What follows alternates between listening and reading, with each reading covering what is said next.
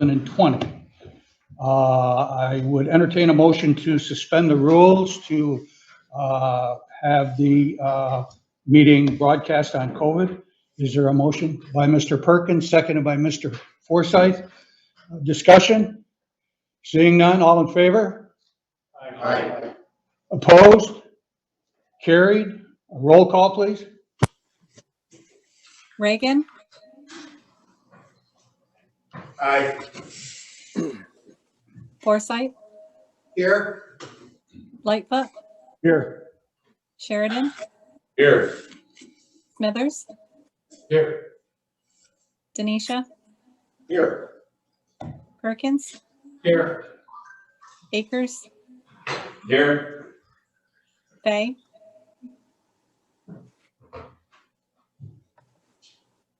Haggard, Here.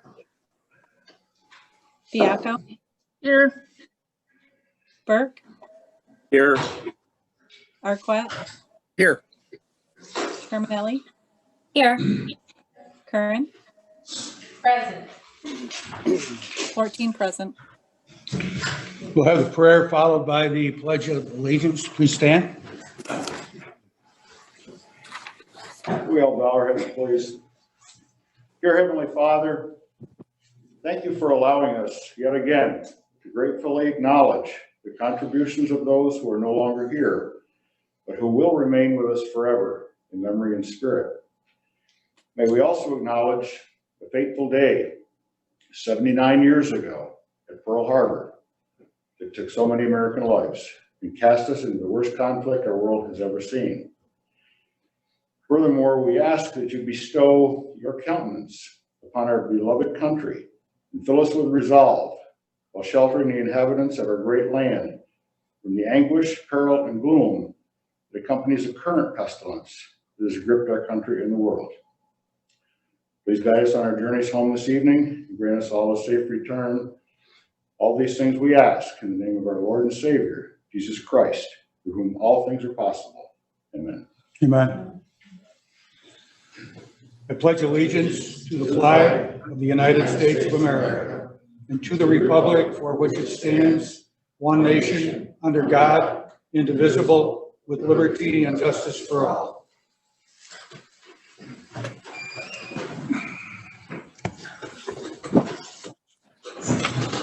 At this time, I recognize Legislator Terminelli.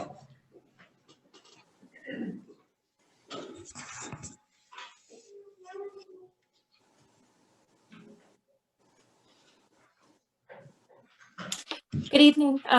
It is my honor to offer a resolution in memoriam of a deceased member of the St. Lawrence County Board of Legislators. Would you like to read it? I would be pleased to. Thank you. Whereas during the past year, we have lost from our ranks Darrell P. Paquin, legislator.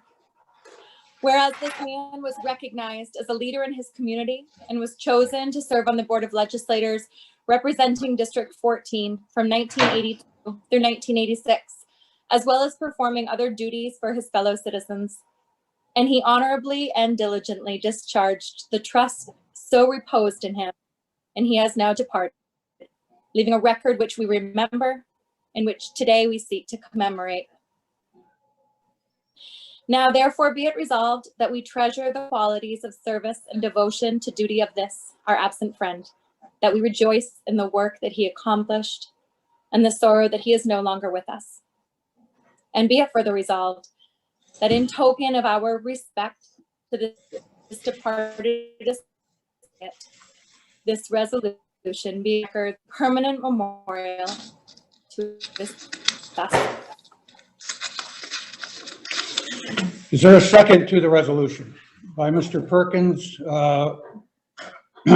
Mr. Denisha, Mr. Smithers, Mr. Forsyth, Mr. Akers, Mr. Arquette, Mr. Burke,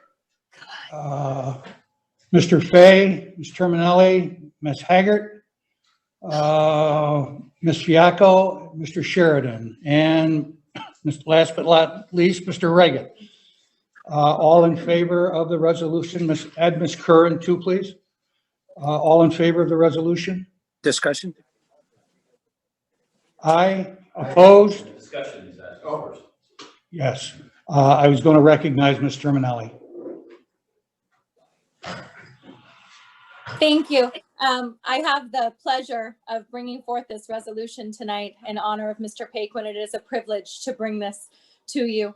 Mr. Paquin had a very long-standing presence in our community here in Messina, as well and in St. Lawrence County, as part of our government, as an elected official, but also as a mentor, a teacher, a coach. He not only was a county legislator from 1989 to 1992, but he was also a Democratic Messina chairman and also a Section 10 baseball chairman.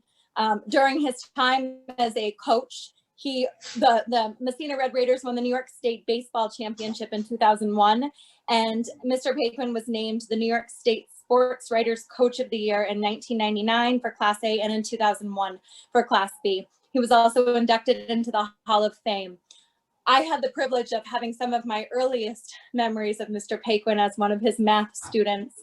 And as one of his students, I clearly and fondly remember having questions about things that we were studying in math, and Mr. Paquin would always take the extra time, whether it was during one of his planning periods or after school, to help all of his students. And then most recently, when I was getting petitions to serve as District 14 legislator, and I stopped at him and Mrs. Paquin's house to get his signature on my petition. And of course, he was in the garage tinkering away with something. And he took that opportunity to again, mentor and teach and coach, offering his perspective from his time serving on the legislature. And then just some bits of knowledge that he thought he'd share with me to support me as I moved forward. So it is my privilege to bring this resolution. Greg and Annette and Mrs. Paquin, thank you for being here with us. Truly an amazing man that will live on in memory for many. Is there anyone else? Mr. Arquette. Thank you, Mr. Chairman. Good evening, Mrs. Paquin, Greg and Annette. It's an honor to speak on behalf of your husband and your father. I did not know Mr. Paquin. I certainly did hear a great deal about him, and I reached out to many folks that did. And I'll be honest, I had an awful time zeroing in on legislative activities because most folks wanted to veer over to his sports accomplishments. But what everybody did say was how it was so important to him to research each and every issue that came before the legislature, to know it, to be able to speak to it. He was very accessible to not only the town officials, but the citizens on the street. And he's greatly missed. And I thank him for giving us Greg and the experience that I had sitting on the legislature with Greg for many years. So congratulations, and your dad and husband will be greatly missed. Thank you. Thank you, Mr. Arquette. Is there anybody else that wishes to speak? Mr. Akers. I didn't know Mr. Paquin, but I do know his son. And if Mr. Paquin was anything like his son, he was a gentleman, he was honest, he was forthright, and he honored this board and this community. Thank you, Mr. Akers. Anyone else? Seeing none? I will present the flowers.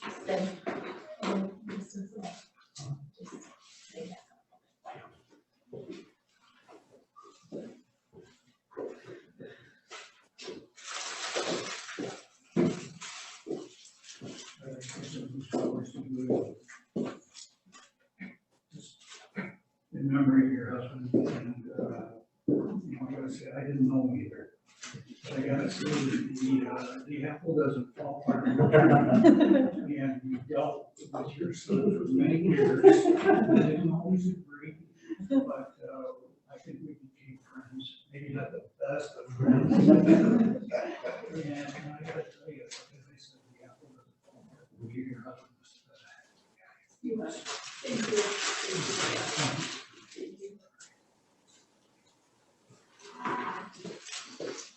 You haven't taken the certificate as well. You can mention the certificate as well. It's there. It is? Oh, I'm sorry. Thank you. I'm carrying the report. Well, it's been a long ago. How was the certificate and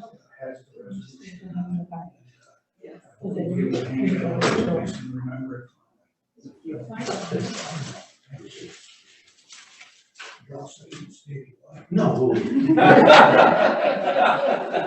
I'll just say, can I take this off or do I have to keep it on? You're okay. Just a quick thank you. Brad's time on the board wasn't long, but some impactful decisions. He sit as 15 legislators because he was part of that decision to reduce it from 22. And also the dank and the SWATA board in terms of the incinerator. And Larry, I was thinking about this on the way up. The one night you mentioned the possibility of exploring the idea of an incinerator, I could just see my father, his head snapping from the table. Again, thank you very much, guys. I appreciate it. And one last thing, you guys have been doing a fantastic job in terms of leading this county through this pandemic. And we're all very grateful. Thank you very much. Thank you. Thank you. Rick. Have a nice holiday.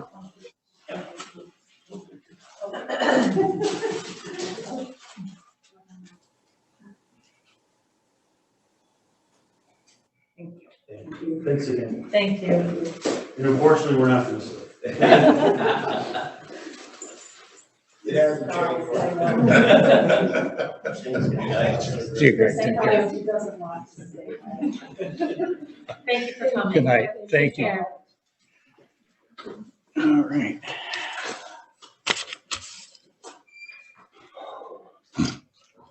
We'll move right along with the approval to the agenda. We have an amendment to make to it with item number 17.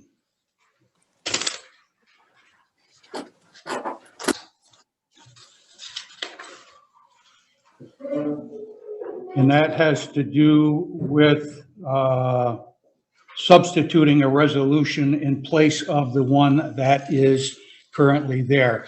And you should have a copy of that. Mr. Arquette. Thank you, Mr. Chairman. Were we going to substitute the resolution or were we going to amend it? Or is I think what would be Substitute. to substitute? Do you want me to go down through and recognize the changes? if you just substitute it, Mr. Arquette, and then we will present it when, in the order that it's in. I move to substitute the resolution. Is there a second? By Mr. Perkins and Mr. Forsythe. Any discussion? Seeing none? All in favor? Oh, excuse me. Go ahead, Mr. Arquette.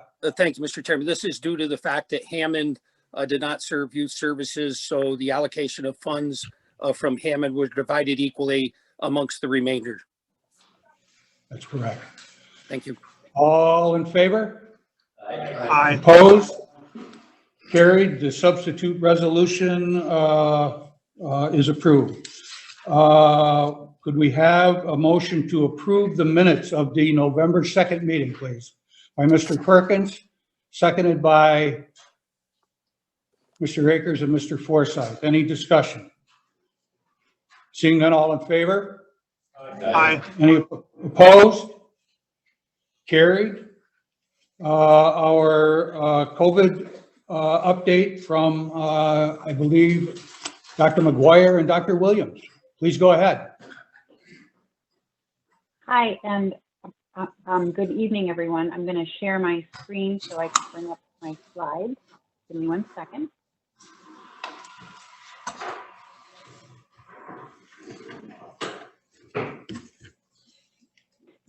Can everybody see that? Yes. Yes. Yes. Okay, good.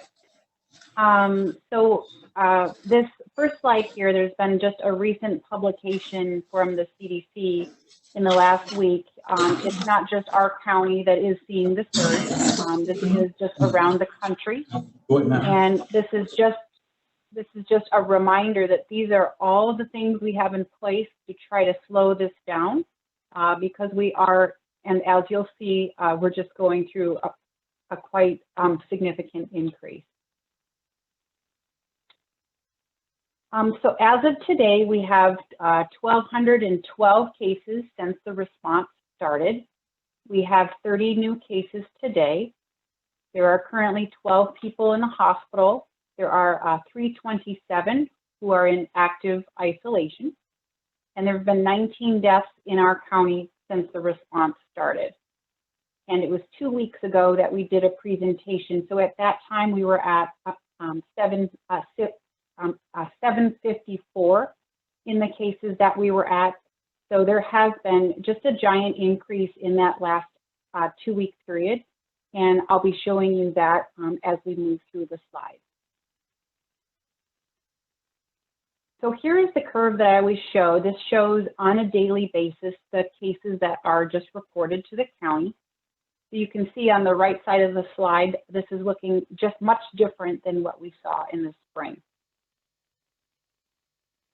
And on a weekly basis, it shows the same curve, but you can see the increase that we're seeing. And so during this last week, and there's still one more day for the week that we do the report, we've seen just under 250 in the cases for the week.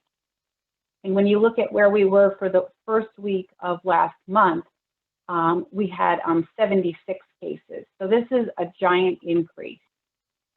And when you look on a daily basis on what we're seeing is we've now hit over 40 cases per day. Last week, we were at about like 29 cases. And 2 weeks before that, we were at about like 20 cases or so. So since the first week in November, we're seeing just under a 400% increase. And the increase from last week is about 140% as an increase.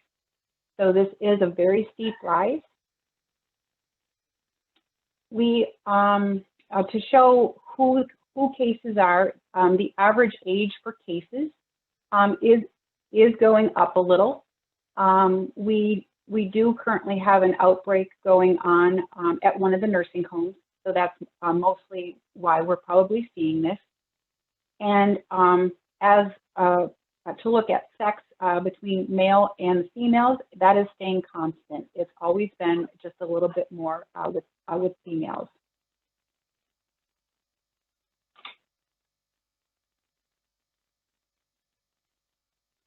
I'm sorry, my slides weren't kind of moving on my head. I apologize for that. So here is the average daily cases. And so that shows what we've been seeing by day. And then here shows just the ages of the cases. So when you look at who we're doing monitoring with the isolation and the quarantine process, currently we have just over 300 people who are in isolation. We've kind of lowered with the amount of people we have in the quarantine process. So there's just over 600. And then there are 13 people in the precautionary quarantine. And so that is for the travelers. We've closed out just under 9,000 people. And so we've had quite a bit go through the process.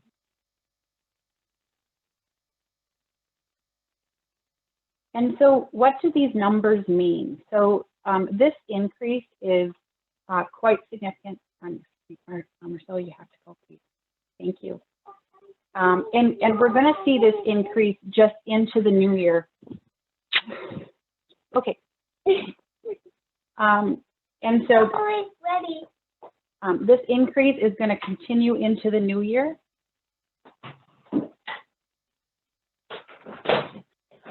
Just with like the gatherings that we're going to see at the holidays and all of the indoor activities.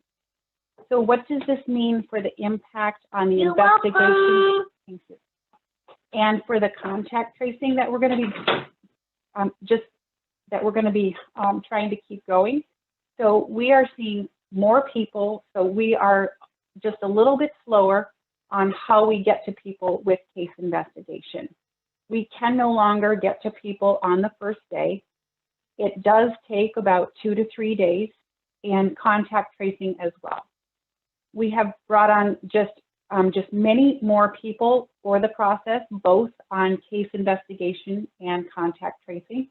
And we do make sure to train those individuals so that they know the process and that we all in the department use the same kind of procedures so that we're giving just like a standardized message to the community. One of the things that we've put in place because we have slowed down is we've tried to hit certain milestones that we can be giving the community information. So our department has provided to the testing centers just some information on what to do after you get tested. So if you do get tested, you should be in self-isolation until you wait for those test results. And then we also provide information at that time when you're being tested that if you do get a positive test result, what you should do, how you can start making a contact list, just be thinking about the activities that you've done, and start to get the information or the phone numbers so that when we ask for that contact list, that can make it go just a little bit more smoother when we do the case investigation. So we are trying just to provide all of this information when you do get tested. The other piece that we're doing is as we find out about cases, we do a pre-screening phone call. So it's not the full case investigation, but we have a staff member call that person. We do verify all the address, and we do get an email address so we can send that form to start the contact tracing process.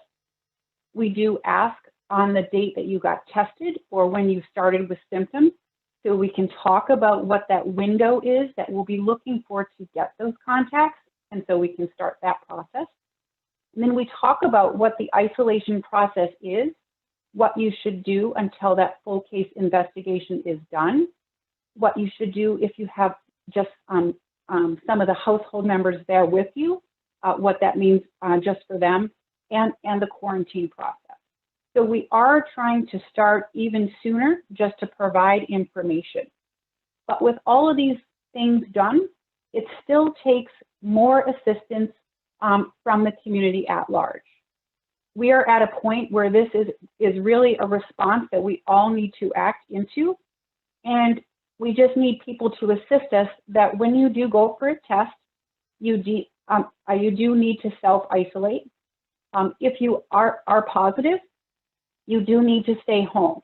You don't need to wait until you hear from the public health office. You should stay home just until you do hear from us. And if you're not hearing from us, like within 2 days, please feel free to give us just a call. And if you do know that you've been in contact with people and you can share that information so that they know that they should stay home as well, that would be very helpful, because we are trying our best to add in more staff, but this increase has made us have to just work our processes a little bit different and try to work just as kind of fast as we can. So we're trying to get this information at all steps. Here is still the phone numbers for the 4 testing sites that we have. And so it's just really important that you call and you do schedule for that test. And like I always mention, these are still the same recommendations that we always have. And it's important to remember that these all work with each other. So we don't just do one of these things. We try to add them all so that we get the most kind of benefit from all of them. So it's important to wear a mask. And so if you know that there's somebody in your family that may be sick, you can even wear your mask at home. If you're going to be spending time with people outside of your household, that's a good time just to wear your mask as well. It's important to keep that kind of distance, to wash your hands or to use hand sanitizer, to really monitor yourself, stay home when you're sick, and to really think about what you need to be going out for. So we're at a point where our caseload is just getting so high. It's really important that you're going out for kind of what you need. And so those are the recommendations that I have. And I will stop sharing my screen, as I believe Dr. Williams also has some slides to share. Thank you, everyone.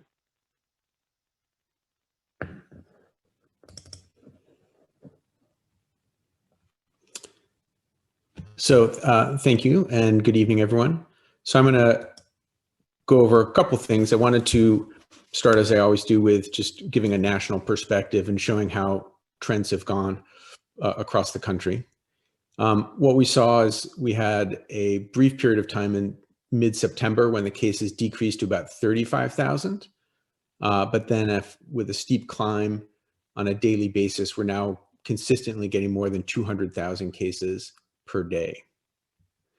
As far as deaths per day, we're back up over 2,000, also on a fairly consistent basis, which is similar to what we saw when things were hitting New York City at a very severe pace. As far as the geographic distribution, and this is cases per 100,000, what we're seeing is a clear pattern where the disease seems to be spreading most aggressively in the upper Midwest. And then just to summarize, so there've been more than 14 million cases. The average daily cases per 100,000 is 57.6, and that's over the last 7 days. And we've seen slightly more than 280,000 deaths across the country. So just to get the national perspective. As far as our region, and again, we're in the North Country region, which is 7 counties, which is part of the way New York State is managing this. What we saw again over the early part of the pandemic in the summer is between 1 and 3 new cases per day. As we've talked about at the very beginning, when we were sort of worried that we had a wave in the North Country, I think clearly this was our splash. And in the North Country region, we have now 27 new cases per day on average, slightly more than that. We are above average for the North Country, as Dana pointed out. Percent positive tests, which is another important measure. At the very beginning of the pandemic, we weren't doing very much testing. And so our percent positive was up at 12.7. Now our percent positive, and this is in the region, is at 4.3%. And that's an important measure, as we've talked about, looking at microcluster designation. The new cases per 100,000 and the percent positive tests are 2 of the main measures. There's going to be an introduction of a hospital capacity measure that's not been published yet, but that'll probably be the 3rd measure. I want to talk for a minute about vaccines, because there's certainly lots of information about this and lots of excitement and lots of media coverage. So as we've talked about before, there's actually 3 vaccines that are on the cusp of being available.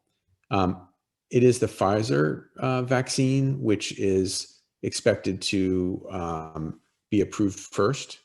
On December 10th, in a few days, there's going to be an open hearing with the FDA to determine whether it's going to receive its emergency use authorization.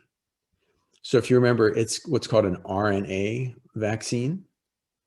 There are 2 doses. So there's a dose on the first day and then a dose 3 weeks later on the 21st day.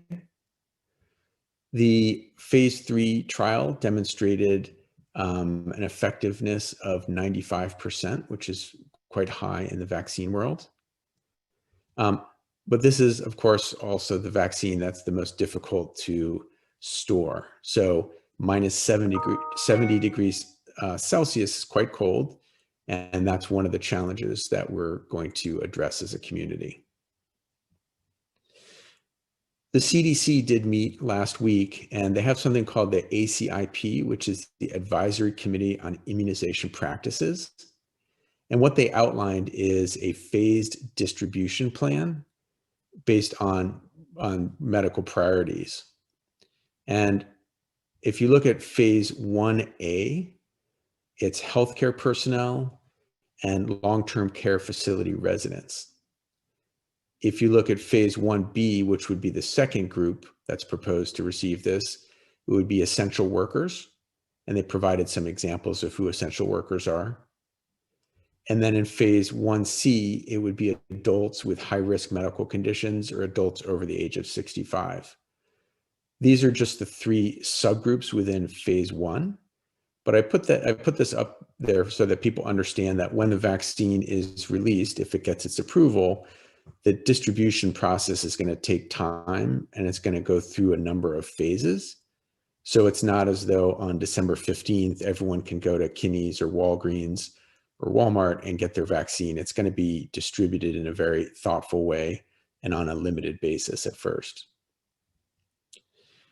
If you look at what the rationale is for this distribution approach, especially for the long-term care facilities, what we've clearly seen is that with increasing age, the risk of death from COVID illness is much higher. So if you look at the 85 plus age group, the risk of death is more than 30% should they become infected. So with the distribution plan, I just wanted to remind people that for any emergency planning, there's basically 3 elements. People talk about the space, the staff, and the stuff. So if you're going to do vaccination on a really large scale, and this would probably be in the second phase, you need the space to do it. And so, both the county and the hospital systems are looking at some community partners, including the universities, to look for possibly like a large venue where we might be able to administer vaccination to large groups of people. As far as the staff, this could be the people who can administer this are nurses, pharmacists, providers. And I think New York State is going to continue to expand the number of people who can actually administer the vaccines. And probably the third, but maybe the most important thing is the stuff. So right now, there's no approved vaccine. So hopefully this initial vaccine will be approved on the 10th and be available for distribution on the 15th. So we have to get the vaccine first, and then we have to store it. And there's a lot of discussion about storage. -70 degrees Celsius is a tall order for storage. So both St. Lawrence Health System and Claxon Hepburn Medical Center do have medical grade deep cold freezers. So we have at least 2 in the community, and the St. Lawrence Health System one can actually store more than 200,000 doses. So that would be sufficient for the entire community.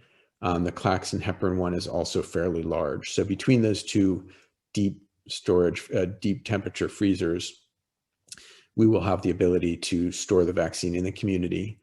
And we're also collaborating with some of the universities who also have these freezers. They have them in their labs for scientific purposes. I wanted to switch gears and just give an update about testing.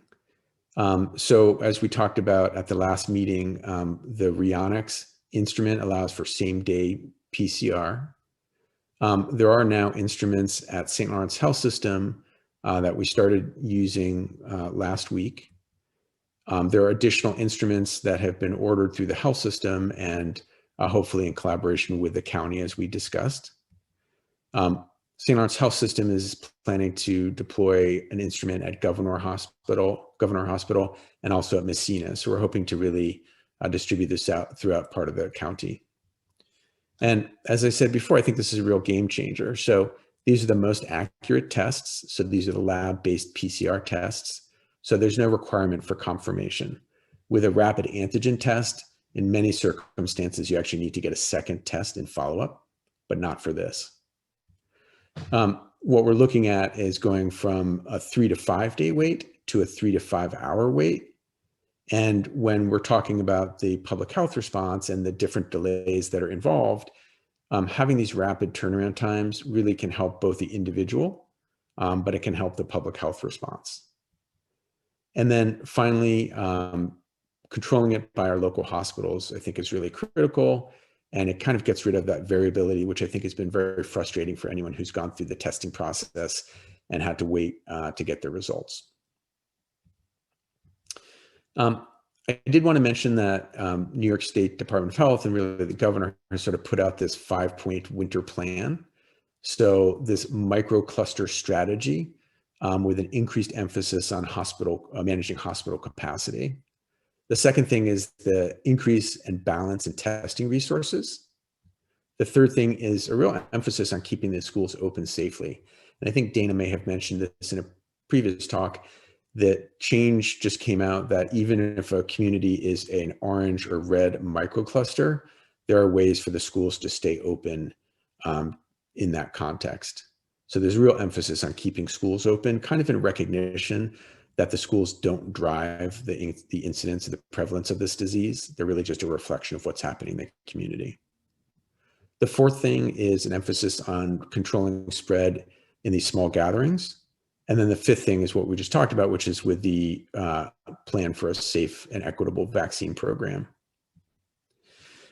One thing that just came out recently is that when you look across the state, more than 70% of the transmission for COVID seems to occur at either small gatherings or in the home setting. So, we all just got through Thanksgiving. Hopefully people followed the recommendations in terms of limiting the size of gatherings and trying to, keep things small. But I will say that as we see the positive tests come through and we interview people, a pretty common theme is that people were with, their extended family, maybe some people who weren't part of their family, and a lot of the positive cases seem to be coming from those gatherings. I mention this because it's the holiday season, right? And so many people will be celebrating other holidays coming up shortly. And I think if you look at the rapid escalation in cases, some which we could attribute to the Thanksgiving gatherings, if people kind of repeat that same thing, we might be in a very difficult spot. I also just want to mention this issue of a common thing when we talk to people who are positive is, for many people, I mean, the fortunate thing about this illness is it's not like Ebola. If you get Ebola, you don't go to work, or if you go to work, you die at work, because the case fatality rate and the speed of onset is so rapid that diseases like Ebola are not subtle. COVID is an interesting disease, whereas we've talked about, 80% of people have a mild illness. So for some people, it might feel like a flu-like illness, or it might feel like a cold. However, what might feel like a cold for you results in hospitalization for many people. And in this community, we have well over 100 people who've been hospitalized. Some of these people have been hospitalized for, like a month. The long hauler syndrome really is a real phenomenon. And we've seen this with younger people, with athletes, people who have, chronic, possibly permanent damage to their lungs, to their heart, to their neurologic system. And then, clearly some people can die from this. And as the numbers of deaths in this county increase, I think people kind of recognize that. So at my previous presentation, we talked about that wedding in Maine where one person was ill, infected a large number of people, and 7 people died as a result of that one individual. And that was clearly demonstrated. So it may feel like a cold to some people, but it has very serious implications for the community. So personal responsibility remains an important thing. There's personal responsibility and community responsibility. And as Dana mentioned, the 5 pillars of prevention are key. And I think this month we're sort of emphasizing this week, we're emphasizing the stay home if sick part. And again, that's a common theme, is that many people who are young and otherwise healthy may have fairly mild symptoms. They dismiss them, they go to work, and that's where other people get infected. And that's where, if you're talking about a nursing home, the consequences for some people in those nursing homes can be death. So I just wanted to summarize by saying that, clearly nationally, regionally, and in the county, we're in the midst of a rapidly worsening pandemic. In St. Lawrence County, we've been advancing our ability to rapidly and accurately test. The Rheonics instruments are really a game changer. Hospital capacity does remain a key issue. Fortunately, both St. Lawrence Health System and Claxton Hepburn have really kind of beefed up their abilities. So we're far from maxing out our capacity, but if things continue this way, that's, there's always a risk. Safe, effective vaccines clearly are on the verge of distribution. There's going to be a phased delivery process that's based on priority groups. And that's really determined, that's not going to be determined by the county Department of Health or Board of Health. It's really going to be determined by the CDC guidelines, New York State Department of Health. So the vaccine rollout, however, is going to take time. And so prevention remains critical. So in the medical environment, we're really working on this new sense of universal precautions where we're just being extra careful about PPE, personal protective equipment. isolation and quarantine, there's some discussion about possible changes based on what the CDC recommended, but so far New York State has not made any change. Social gatherings and family transmission remain critical. And I realize that during a pandemic, social isolation is a reality and it's a really unfortunate thing. However, social gatherings and family transmission are clearly driving some of the increase in cases. And then finally, the 5 pillars of prevention will always remain the foundation of our response. So that's my presentation. Thank you. Are there any questions? Mr. Denisha. Thank you, Mr. Chairman.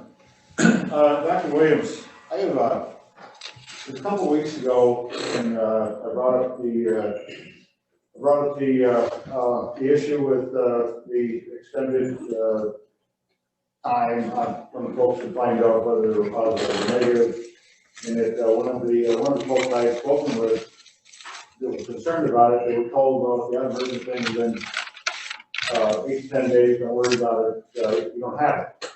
And I know that you said that so that's not shouldn't be the case, because in this case, no news is just that, it's no news. I was participated in a meeting Thursday evening, one of the committees that I'm assigned to, and I gave the report that comes from Dr. McGuire, so that I could keep folks up to speed on the number of cases. One of the folks that was was participating in the meeting, that she and her daughter went to the St. Lawrence Health facility because they had the sniffles and they wanted to be sure. She indicated to me that be assured you don't have COVID, all you have are the sniffles. So that is troubling to me. And I guess I would ask what your thought is on that, and if indeed that's happening, it certainly shouldn't be acceptable. Yeah, so I mean, I think at this point in this community, if anyone has any symptoms, and there's a long list of symptoms about the way COVID can present. And so certainly we see a lot of people who have a runny nose, who have some sinus congestion. If that's new to you, then my expectation very much would be that people would be offered testing and would have that testing. People also have some other symptoms like, gastrointestinal symptoms, which you don't always associate with what's largely a respiratory illness. Those people should also be tested. So, for all these health systems are run by humans, and there are interactions sometimes where things go in ways that would not endorse, and I'm sorry to hear that happen. I will put this out to people, the legislators. If you hear of these instances, I'm always available. You can email me, you can call me. Things don't always go perfectly, and when they don't, we try and fix them. But if somebody has a runny nose and is concerned, I would very much encourage them to be tested, and we do not want to turn those people away. That's nobody's intention. Thank you, Doctor. Mr. Akers. Thank you. Thank you, Dr. Williams and Dr. McGuire, for your presentations. I do have a question. For those that have tested positive, is the medical community prescribing any preemptive medications? Certainly you said that 80% of the people exhibit, very small symptoms. But sometimes those symptoms turn into a dangerous situation. And I know in other countries that some of them have done other preemptive things. They start prescribing something, whether it's hydroxychloroquine or whatever, or something in a zinc additive or something like that. Is the medical community actually doing anything right now about that, or are you just requiring those that are infected to stay home and to isolate? So, for the majority of people, they can remain at home and care for themselves or have other people in their family care for them with appropriate precautions. There's an increasing, medical literature out there about what works and what doesn't work. And so in this medical community, we, try and practice what we think is medicine, what we think is supported by the evidence.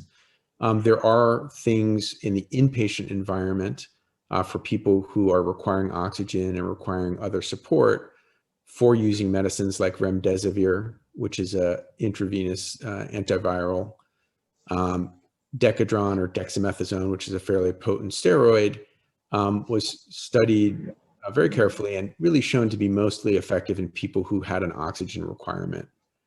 There is an indication for using an antibody cocktail by Regeneron and by Eli Lilly. There's experimental trials going on using that in the outpatient environment. And we're actually, St. Lawrence Health System is participating in a clinical trial for one of those agents. However, what we find is that people who are, at home doing reasonably well with a mild illness are not interested in, having that kind of a therapy. Okay, so it's not, Answers your it's question. not, yeah, it's not, it does. So it's not currently, it's not protocol at this particular time. We do have a resolution tonight that has us leasing 3 Abbott ID Now EUA rapid tests. It's just kind of a surprise resolution. I guess I talked to Ruth Doyle today about it, and they're being given to us by the state. Is this a rapid test that would be actually doing the same as the Rionics, or how are they different? Could you talk to us about that, please? Sure. So it's a rapid test. It's called a rapid molecular test. And this is where the language, I apologize, gets confusing. So of the point of care rapid tests that are available, so point of care like in a doctor's office or in a tent or something, there are rapid antigen tests. And the Abbott Binax card is an example of that. And then there are rapid molecular tests, which is what the Abbott ID Now is. The antigen test is the least accurate. The ID Now molecular test is more accurate, but not as accurate as the Rionics PCR test. So, and in fact, the Abbott ID Now was somewhat notorious earlier on for having a lot of false negatives. So there are circumstances where that one also needs to be followed up with a Rionics or another PCR test. So it's a useful test in certain circumstances, but it's not the same as a full PCR test. And it certainly doesn't replace a full PCR test. The Abbott ID Nows also, each instrument does one test at a time. And so it's not like a lab system like the Rionics where you can load on, a big batch of tests and run a testing cycle. So they're useful, but they have limitations in terms of accuracy and in terms of capacity. So would be the importance would be to actually place them at individual doctors' offices then, if actually St. Lawrence Health Systems and Claxton Hepburn have the capability for the Rionics, it would be smarter to actually use those tests as long as you had capacity, and these would be supplemental? Yeah, and I think, for instance, in the school setting, when you have a symptomatic child, both the Abbott ID Now and the Abbott Binax antigen cards are considered a reasonable alternative. So again, they're point of care tests. They're best deployed in situations where you want to get testing done, right then. And maybe, waiting 4 or 5 hours isn't helpful. And for instance, when we admit patients to the hospital, we test them and we don't want to wait 4 or 5 hours to find out whether they're positive. So for instance, we use the Abbott ID Now like in emergency rooms. Thank you very much, Dr. Williams. Ms. Haggard. Thank you, Mr. Chairman. This question is for both Doctors McGuire and Williams. I was really excited to see the news from Jefferson County that they held today and tomorrow a mass testing event. So I called there because I love to get on the phone and call up people to find out a little bit more about it. What I was told by the public relations person at Samaritan Hospital was that the testing was done in conjunction with the county. The testing was free. And the reason it was free is because they're using whatever their allocated tests from New York State are per day. And they had a system that it was an inexpensive software system that they purchased that people could make appointments online, and they had over 500 appointments made. I contacted the person at St. Lawrence Health System who'd be the counterpart, I believe, and I haven't heard back from that person. But I'm wondering if both of you would think that pursuing something like that would be helpful here in St. Lawrence County.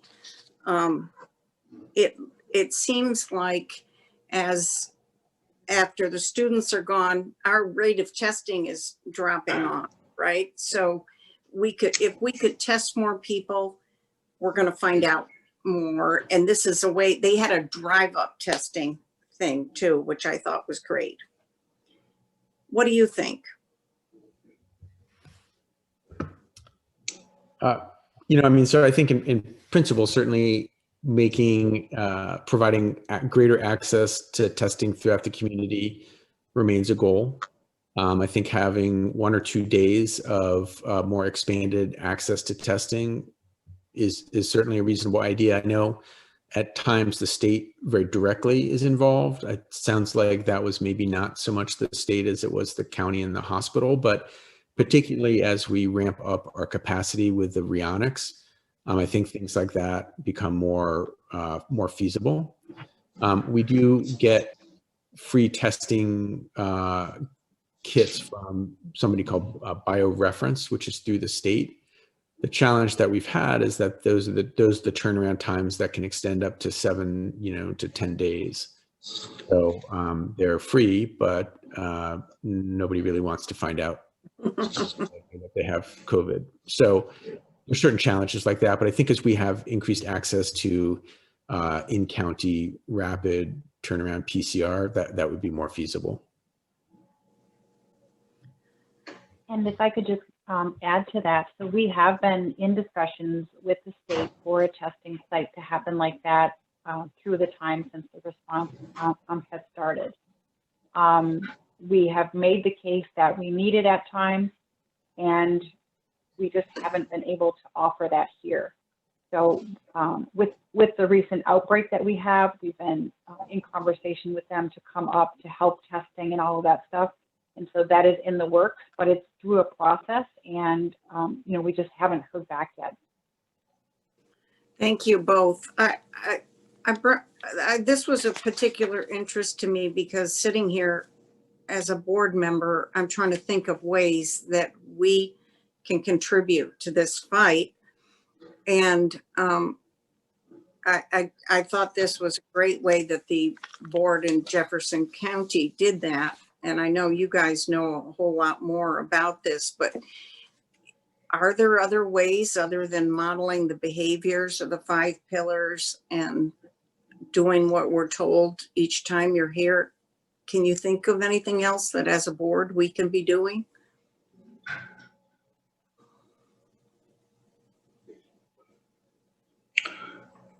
Dr. Williams or Dr. McGuire, either of you?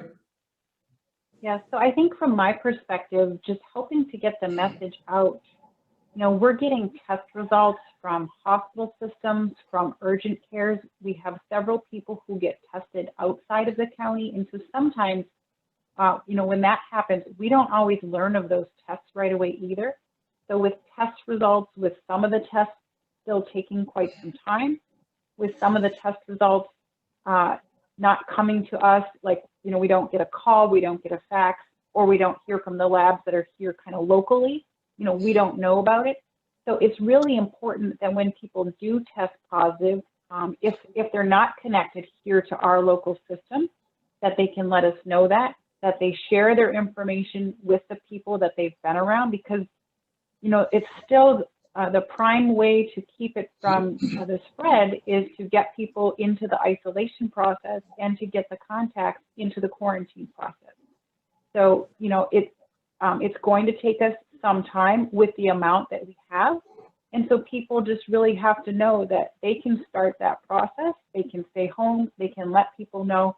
And that's really where we're at right now. So, you know, on top of those 5 recommendations that we always state, the isolation and the quarantine process is just very important. Thank you. I just want to say thank you to both of you for everything. I know that your staffs are overwrought and that the phone calls and the contact tracing is monumental. I'd like to thank you both for everything you do and your staff. Thank you. Mr. Forsythe. Thank you. It's just a question. You hear a lot about self-isolation once you're tested positive. How do you know, or when do you know it's time to go to the hospital? And what triggers, yeah, I gotta get to the hospital? Either one is fine. Yeah, I mean, so it's a great question. And I think the CDC actually has a nice little handout, which I can share with people. But the thing that ends up bringing many people to the hospital and making it so they require admission to the hospital tends to be the increase in shortness of breath, and, you know, sort of a sense of air hunger, that you're coughing, but you're short of breath and you really can't catch your breath. I would say that's the single most common thing that brings people to the ER that results in admission. Now, other people do have neurologic complications from this. So that's what's tricky about this disease. People get neurologic complications. So certainly anything that seemed like stroke-like symptoms should prompt, you know, calling 911 and being transported to the hospital. We also see blood clots in the legs. So that's another thing. Those are some of the things that should prompt people to seek care. What about an extended fever? So fever in and of itself is not an indication for, you know, seeking emergency medical care. It's an indication for contacting your provider on kind of a same day basis. But as with many illnesses, you know, fever is worrisome. People do, you know, develop symptoms when they're having fevers, but the fever itself is not an indication for like seeking emergency care. I should add, by the way, chest pain, because people do end up having heart attacks as a result. So chest pain, increasing shortness of breath, neurologic symptoms, or pain or swelling in one leg would be the main things I'd be looking for. Okay, thank you. Mr. Burke. Given the increase in the number of cases we've had over the past weeks, I'm wondering, have you developed a trend line for the upcoming weeks? And then the second part of that would be, are we ready from a public health perspective and maybe from a community perspective as far as our hospitals are concerned? I think you touched on it a little bit, but specifically, it certainly appears the numbers are going up, and for at least the short foreseeable future may continue. If you wouldn't mind commenting on that, I'd appreciate it. So I don't have a trend line. It's difficult to say. You know, some weeks we've only seen a few case increase, and then in this last week we saw a great increase. You know, it really depends with these upcoming holidays and with the family transmission and the small gatherings. I mean, it's really on the actions too of those who are, you know, going to be doing gatherings and things like that. I mean, that's where most of the cases are being seen. So I don't have a trend line. we have continued to add staff. We have our contact tracing staff has greatly increased. We have people now who have been helping the department who are strong in doing so, and they're new to it, but they're doing very well. So we're very happy with that. We've continued to get more case investigators. We probably have 3 times that of what we did have. But, with the constant increase, we have to continue to do more. And while more staff is helpful, it's the coordination of all the pieces and the amount of information that comes in and all the test results and just, keeping it all straight is also a piece that we're just trying to manage because it's just so much information and we don't want any of it to get lost. So we are, we're trying to balance, the increase of the cases, the increase of the staff, and keeping everything moving so that we're providing everything that we can.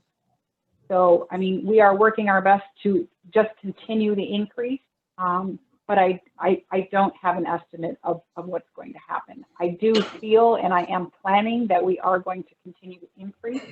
Not that I want to, but I think we have to do that, just to be ready. Thank you. Thank you. Is there anyone else that has a question? Seeing none? Mr. Fay. Yes, Doctor, as people, both doctors I'm talking to, as people have been laid off longer now, some of them basically were furloughed before, now they're getting laid off and losing their insurance. Should we as legislators, we certainly aren't medical people, but should we be worrying about how these people are going to be tested with no money?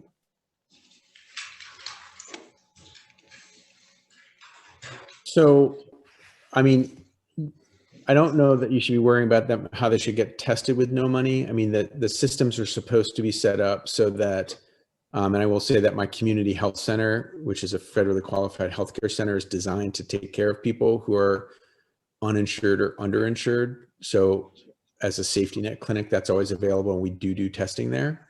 But at St. Lawrence Health System, and I believe at Claxton, there are still opportunities for people without insurance to access testing. There's really not supposed to be a cost to the individual. Some places charge a collection fee for the swab collection, but I think in certain circumstances, even that can be waived. What I would say as a medical professional is I'm more worried in a way about the non-COVID related care that those people have a hard time accessing. Because one thing that we've seen is there's been a tremendous focus on COVID is that all the other illnesses that are out there have not gone away, and people's care seeking behavior has changed and people's access to care has changed. So we see people with complications from diabetes that usually would be quickly detected in a routine doctor visit that are now resulting in amputation. So I worry about the lack of insurance impacting COVID related care, but also non-COVID related care. And I think as a medical community, we have to do everything we can to address that. Okay, can I ask you one more question then in this area? Yes, sir, certainly. Basically, I have two children that are in elementary school and they got sniffles. They get sent home basically, so they get tested. As a parent, I pay the copay. And a week later, 2 weeks later, because they were tested negative, they're back in school sniffling again. And you talked about that earlier, and they should be tested. So they go back home and the parents say, I paid the copay the last time, I'm not paying again. Out of school. I think that's going to happen. I believe it is happening in some cases. Yeah, and I think, one thing is if any of the communities do get to a point where they're considered a microcluster, New York State did provide free rapid antigen cards that the county has to deploy in those instances. Not so much for what you're describing, it's more for if there were a cluster designation. But I think trying to leverage things like that in those particular situations would be helpful. The copay situation is tough because that's dictated by the insurance companies, not by the hospitals and not by the providers. So if I get a phone call and they simply say they don't have any money and their kid can't be tested, are you telling me that I could send them to one of these centers and they still would be tested if they had an appointment?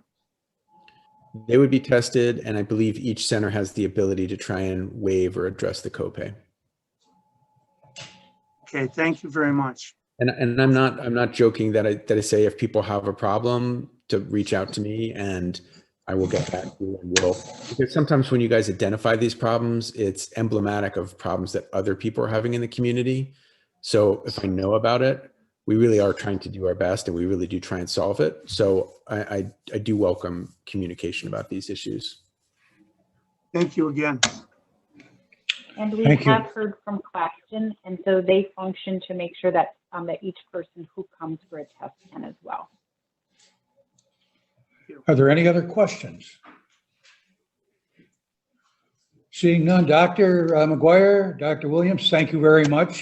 Very informative as usual. Thank you. Thank you. Right now, we'll move on to communications. And I have do not. two. I have two You have- communications, yes. Go right ahead. A resolution was received from the city of Ogdensburg authorizing the city manager to sign a St. Lawrence County Hazmat Team intermunicipal agreement. A resolution was received from the town of Norfolk to support the city of Ogdensburg proposed change in the county sales tax apportionment to local municipalities. Mr. Lightfoot, I also have an email that we received for citizen participation, and we have a video to show. If there are no more communications, we'll move directly to citizen participation. Okay. And let me read the address here first. Any citizen wanting to address this board is asked to stand at the podium during the time that they address the board. The address will be limited to a time of 5 minutes. Please state your name before beginning your address. And we'll start out with you, Kelly. Okay. I received an email from Kathleen Stein of Canton. She said, I write as president of the League of Women Voters of St. Lawrence County to urge the members of the county legislature to support the proposed DANK survey of broadband access in St. Lawrence County. Although I realize that the coronavirus is severely straining budgets at the municipal, county, and state levels, this study is not the place to exercise short-sighted fiscal restraint. In the modern world, broadband internet access is critical public infrastructure, and the pandemic has demonstrated its importance in a particularly stark manner. To cite one example, which others will probably mention as well, county school districts are being compelled to send buses out to establish hotspots to enable students to complete their remote learning schoolwork. Spectrum, as a private company, will not identify the areas where they have found it unprofitable to extend their infrastructure. As a result, the DANK survey is our only way to ascertain precisely how many students lack broadband access or are simply unable to afford it. Education, of course, is not the only sector handicapped by spotty access. Businesses have been relying on the internet for years now, and not just for online commerce. In the past year, due to the coronavirus, more people than ever have been working remotely, and many of them are expected to continue to do so even after the pandemic subsides. Other North Country counties, Lewis and Jefferson, have had or are having DANK survey their broadband service. If St. Lawrence County fails to gather this crucial information now, we will put ourselves at a serious disadvantage in the future. It will impair our ability to support existing businesses or to attract new ones, and to accommodate the increasing number of our residents working from home. I encourage all members of the legislature to vote to fund the proposed DANK contract and to make this important investment in the future of St. Lawrence County. Kathleen Steen. Thank you. And we have a video that Dylan will play as well. All right. So, important information, Chair, are videos actually allowed? I mean, I have no knowledge of what the content is, Brendan, but Are actually videos allowed in citizens' participation? I guess they are. Are they? Okay, thank you. Go ahead, Kelly. Hi, my name is Eileen Raymond. I live in the village of Canton, and I have lived in St. Lawrence County since 1992.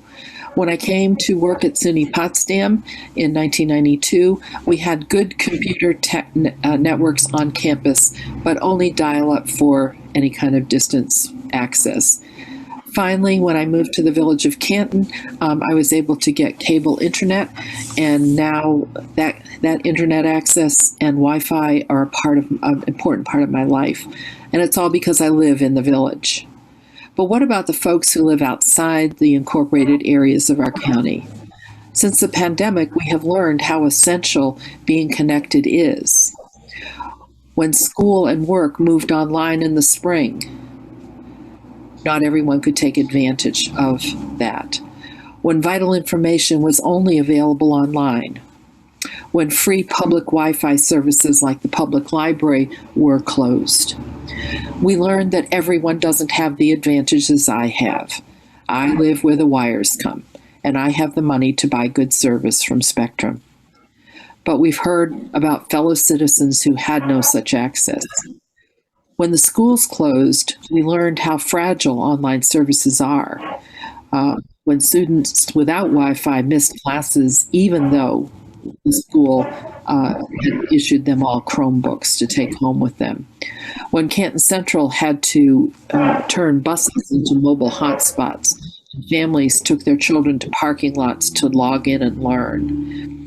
We also learned from others that the services that were available were unreliable, often down, and not conducive to getting work or schoolwork done. Now we have the opportunity to finally really document where the services are not in existence and where they are not adequate to serve our county's economic and learning needs. The DANK proposal that you have in front of you today allows us for the first time to do a really comprehensive survey and identify those areas outside of it in a smaller size scale than the census tracts allow. We will be able to use that information to help with economic development of our county, and we will certainly all be able to make our educational resources that we are so proud of here more accessible to everyone. I urge you to approve the DANK proposal. Is there anyone else that wishes to address the board? Seeing none, we will move on to the presentation of resolutions. Mr. Denisha. Mr. Chairman, I offer a resolution authorizing the chair to sign an extension. The New York State Division of Homeland Security and Emergency Services Office of Interoperable Emergency Communications for fiscal year 17 Operation Stone Garden Grant. Is there a second? By Mr. Forsyth. Any discussion? Seeing none, all in favor? Aye. Opposed? Carried. Mr. Denisha. Mr. Chairman, I offer a resolution authorizing the chair to sign a contract with the New York State Office of Homeland Security for fiscal year 20 Emergency Management Performance Grant Supplemental. Is there a second? By Mr. Perkins. Any discussion? Seeing none, all in favor? Aye. Aye. Opposed? Carried. Mr. Denisha. Mr. Chairman, I offer a resolution authorizing the chair to sign a maintenance contract with Business Electronics for voice recorders in the 911 dispatch center. Is there a second? Second by Mr. Forsyth. Any discussion? Seeing none, all in favor? Aye. Opposed? Carried. Mr. Denisha. Mr. Chairman, I offer a resolution authorizing the chair to sign an extension of a lease agreement with St. Lawrence Louis Boces for emergency services communication tower on the Clay Hill property in the town of Parrishville, move for its adoption. Is there a second? By Mr. Perkins and Mr. Smithers. Any discussion? Seeing none, all in favor? Aye. Opposed? Carried. Mr. Denisha. Mr. Chairman, I offer a resolution granting authorization to accept a donation of a vehicle from the city of Ogdensburg for the office of the district attorney. Move for its adoption. Is there a second? By Mr. Reagan and Mr. Forsyth. Any discussion? Seeing none, all in favor? Aye. Opposed? Carried. Mr. Denisha? Mr. Chairman, I offer a resolution authorizing the chair to sign a contract with ARC Jefferson St. Lawrence for the operation of the public transit system for St. Lawrence County. Move for its adoption. Is there a second? By Mr. Akers and Mr. Reagan. Any discussion? Seeing none, all in favor? Aye. Aye. Opposed? Carried. Mr. Sheridan? Thank you, Mr. Chairman. I have a resolution authorizing the chair to sign a contract with Bensky and Company for Article 6 State Aid processing for the Public Health Department, and I move for its adoption. Is there a second? By Mr. Akers, Mr. Forsyth. Any discussion? Seeing none, all in favor? Aye. Opposed? Carried. Mr. Sheridan? Mr. Chairman, I have another resolution authorizing the chair to sign a contract with Dr. Benjamin Gruda for pharmacist services for the Public Health Department, and I move for its adoption. Is there a second? By Mr. Akers. Any discussion? Seeing none, all in favor? Aye. Opposed? Carried. Mr. Sheridan? Mr. Chairman, I have a resolution authorizing the chair to sign a contract with James McGinnis and Associates Incorporated to provide billing processing software for the school program for the Public Health Department, and I move for its adoption. Is there a second? By Mr. Perkins and Mr. Fay. Any discussion? Seeing none, all in favor? Aye. Opposed? Carried. Mr. Sheridan? Chairman, I have a resolution authorizing the chair to sign contracts for early intervention services for the Public Health Department, setting 2021 rates for early intervention services, and I move for its adoption. Is there a second? By Mr. Perkins and Mr. Smithers. Any discussion? Seeing none, all in favor? Aye. Opposed? Carried. Mr. Sheridan? Mr. Chairman, I have a resolution authorizing the chair to sign the 2021 annual update plan for funding with the New York State Office for the Aging, and move for its adoption. Is there a second? By Mr. Perkins. Any discussion? Seeing none, all in favor? Aye. Opposed? Carried. Mr. Sheridan? Mr. Chairman, I have another resolution authorizing the chair to sign contracts for community services, and I move for its adoption. Is there a second? By Mr. Akers. Any discussion? Seeing none, all in favor? Aye. Opposed? Carried. Mr. Sheridan? Mr. Chairman, I have a resolution authorizing the chair to sign an extension of the contractual agreement with local tenants staffing agencies, and I move for its adoption. Is there a second? By Mr. Perkins and Mr. Akers. Any discussion? Seeing none, all in favor? Aye. Opposed? Carried. Mr. Sheridan? I have a resolution authorizing the chair to sign an amended contract for one-time grant funding from the New York State Opioid Response and modifying the 2021 budget for community services, and I move for its adoption. Seconded by Mr. Forsyth and Mr. Denisha. Any discussion? Roll call, please. Sheridan, Yes.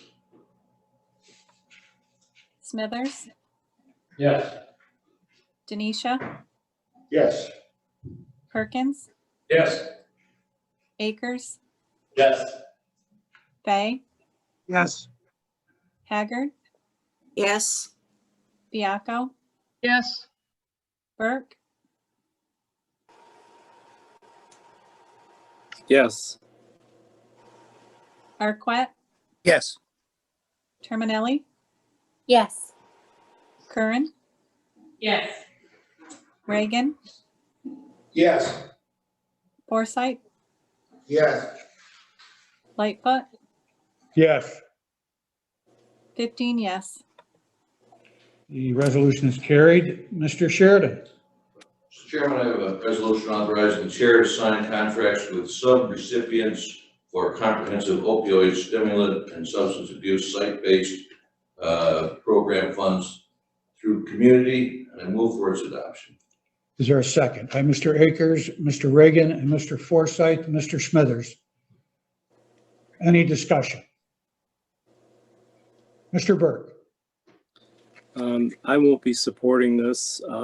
The basis for awarding the contract was flawed, and I do have a question. Are there specific deliverables with these subcontracts or the contracts with sub-recipients?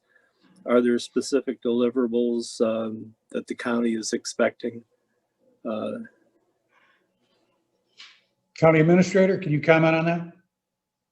Sure. I believe there are a couple areas where those measurables, and I believe Jay is on as well, could be addressed. One will be in the grant itself, as well as the subrecipient contracts. So there's, I think, two places where that could be identified. Go ahead, Mr. Burke. Just a follow-up. Will we be responsible for seeing that those deliverables are met, since the contract was awarded to us and we're doing it as, it sounds like, as a subcontract? Will we be held accountable to the metrics associated with this grant? Yes, we will. Anyone else? Thank you, John. Mr. Akers. I would urge everyone to vote for this. These are monies that will go to Seaway Valley Prevention Council, and actually Grace House. Grace House is a home for women that are subject to many needs, and primarily addiction services. In our discussion at Community Services, St. Lawrence Health Systems said that they are planning on having the OTB open between 6 months to a year, is their timetable. So I think any further delay on this matter that is not being helpful for people that are suffering from addiction, and we need to move forward. St. Lawrence Health Systems is a very worthy recipient. This proposal's been voted on 3 times by the Community Services Board, and each time St. Lawrence Health Systems has been the winner of this matter. And indeed, one of the presentations was done before this full board and was available for the public on Zoom to listen into. So I think the matter has been discussed fully, and any delay, like I said earlier, will subject those that suffer from addiction to be delayed for services that could change their lives. Thank you. Thank you, Mr. Akers. Anyone else? Mr. Burke. Well, I certainly agree that we need to have quality care for people that have that are suffering from addictions. But the fact that we have no plan, we have no community plan to address the huge problem with addictions. This is piecemeal at best, and I know COVID has certainly taken over the majority of the concerns, but we're doing very poorly in addressing the opioid problem in St. Lawrence County, and I don't believe there's any plan. It's certainly a concern, and that's the nature of my concern about this particular expenditure of money, that it was done without public scrutiny. The decision by the Community Services Board was done without the benefit of the public being able to witness the process and weigh in on the process. So 6 to 12 months away, I would say that there would have been plenty of time to have had the public involved. Thank you, Mr. Burke. Anyone else? Mr. Akers. So this is part of the community plan. We know that right now the clinics that offer methadone services are in Watertown and Plattsburgh. And locating this clinic in Messina is about halfway. It's about 90 miles in each direction. We know that we have people who suffer from addiction that are using methadone actually to help them in their addiction, that they're traveling as far as New York City. So it is part of the plan. It was subject to public scrutiny, and the programs being from both St. Joseph, St. Lawrence Health Systems, and the county, and the proposals before the total board, before the whole public, for anybody that wished to look at it. And actually, it's recorded. They can access it anytime they would like. So I urge my colleagues to support this endeavor. Is there anyone else? Mr. Reagan. I'd just like to join Mr. Akers in urging everyone to support this plan. I think for too long, we've had this drug epidemic in our midst, and it's time that we began new ways to provide treatment and provide alternative treatments for those for whom other treatments have not worked. We just can't sit by and continue to watch people die and families be destroyed. This is an opportunity that we have to provide another tool in the toolbox for our medical professions so that they can, if they feel this is a good fit, help individuals for whom other treatments have failed miserably. This program also brings to bear our hospitals. And I think there's no one better equipped to help these individuals in need than our hospitals. And not only can they help provide this particular treatment, but our hospitals can provide a whole array of services to help these individuals and help their families and help us turn around a problem that has afflicted us for too long and which is growing in our midst. Thank you. Thank you, Mr. Reagan. Anyone else? Ms. Curran. Yes, thank you.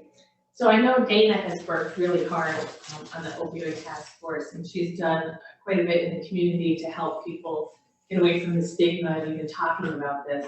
I can tell you, as somebody who's worked in emergency medicine and with Suboxone treatment, there are people who are outliers that need more, that need the daily interaction with somebody, and that need to have a place to go, that also can kind of screen and have a social worker and other people that are there to interact while this is all going on. So I think that this will be a wonderful thing for our community to have this for people. And what it does is now in Messina, you go 90 miles, to Plattsburgh, you go 90 miles to Watertown. This will make people's drive 45 miles or less, hopefully, which will cut down on their travel time. But we do still have people who drive all the way to New York City to get treatment for even Suboxone because they don't want anybody to know what they're up to in their own community. Thank you. Mr. Arquette. Thank you. I don't think that anybody on this board underestimates the magnitude of this opioid problem in our county. I also don't think there's anybody amongst us that are trying to hold up the process in any way. At the beginning of this procurement process, we made it very clear that we were seeking a level of transparency that was never allowed. We needed more public involvement. There's too many unanswered questions. There's too many concerns around the county not handling this as I believe should be. I'm going to be voting against this simply because I don't think this was procured properly from the onset. Thank you. Ms. Haggard. Thank you, Mr. Chairman. I don't know too many people that don't know somebody or even have a family member that may have struggled with this problem. It is far reaching. And as Mr. Legislator Arquette just said, it has nothing to do with not wanting this program. The reason I'll be voting against it is how it came about and who it's going to. It has nothing to do with not wanting to do something for opioid treatment. Many of our own families have been touched by people with addiction problems. I understand that it's a huge problem, and I don't want it mischaracterized that when you vote against this, that we're voting not to do something about the opioid problem. It's about, as Mr. Arquette mentioned, the transparency and the decision to go with St. Lawrence Health System. Thank you. Thank you. Anyone else? Mr. Burke? Just thank you, Tony and Margaret for clarifying that. Nobody's disputing the need for it. Not for a minute are we disputing the need for it. As a matter of fact, what we're saying, it's very much needed, and we need more. We need a comprehensive plan to address the opioid problem. The issue here has to do with $900,000 of taxpayer money, and our concern that the issuance of that money be done appropriately and with transparency. That's the issue, not whether we need the service. And certainly there isn't a board member that wouldn't agree that having a methadone clinic is very much needed. So again, thank you, Tony and Margaret, for clarifying that. Anyone else wishes to speak? Seeing none, all in favor? Request a roll call, sir. Roll call has been requested.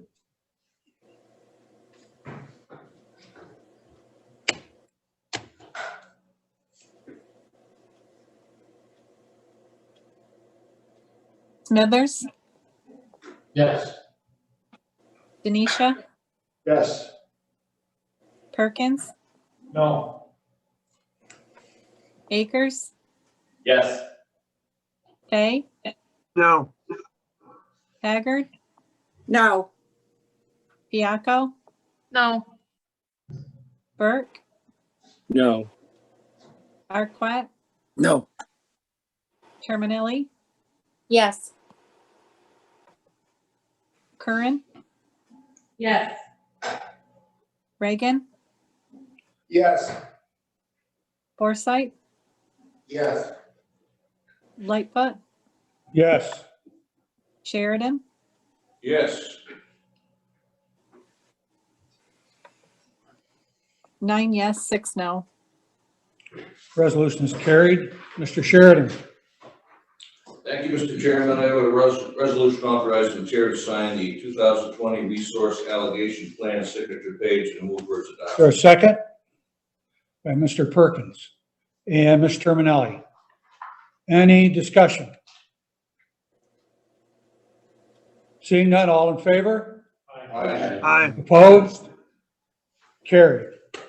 Mr. Chairman, I have a resolution approving the 2020 Resource Allocation Plan RAP program of the Office of Children and Family Services and authorizing the chair to sign contracts for youth development programs, and I move its adoption. Mr. Sheridan, we're going to go with the substitute to this resolution, if you have it on your desk. I don't think I have that on my desk.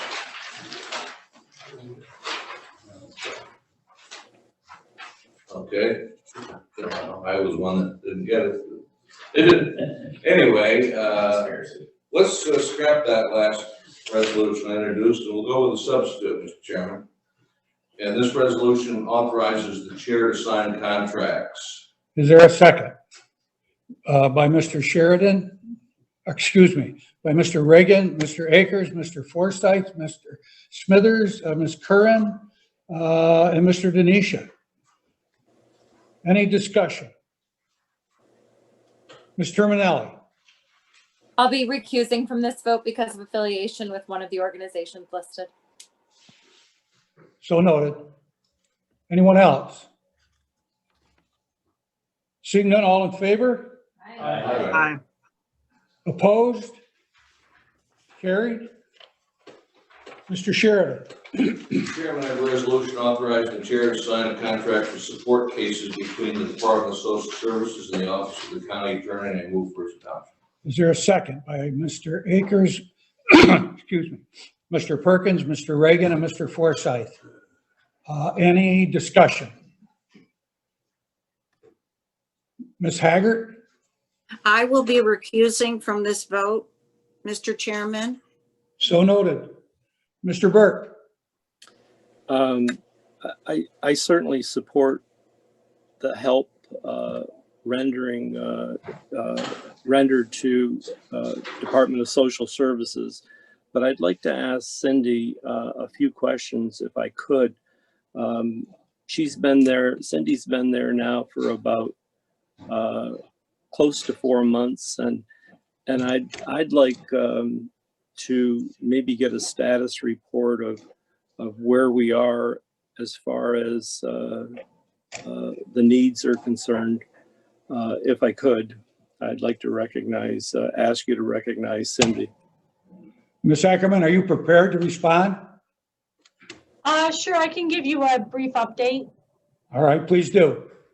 So in regards to the contract for DSS Legal and the county attorney, that is definitely something that we're on board with. We have enough going on here that I think having that at this time will definitely help the department as we, focus on our children in care. The only thing I want to put out there for the contract is that we do have to have, once it's developed, we do have to have it approved through OTDA, and that's been backlogged a little bit. So I just want to make sure that that information's out there. It's been taking us at least 3 weeks to a month or more to receive anything back. And sometimes we have to go back and forth a couple times before it's finally approved. So that's the only thing I wanted to put out on there. In regards to other updates, we've had a lot of construction going on here. Things are going great. The building is slowly but surely beginning to have a facelift for sure. I think that's been a great morale for staff.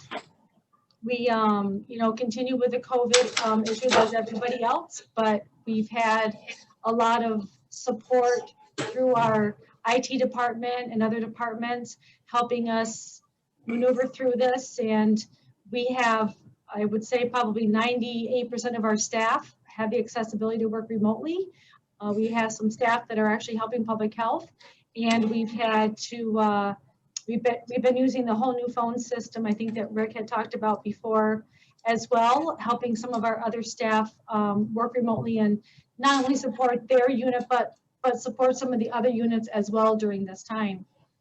So the next thing that we have moving forward, once we kind of get through the whole contract with support, we're also working on the Family First initiative. This is something that started in 2018. It's probably one of the biggest pushes from the office of OCFS that there's been in a long, long time. So the initiative actually is called the Family First Prevention Act. and is to reduce the number of children in congregate care settings and also to increase use of kinship for children who must be in foster care.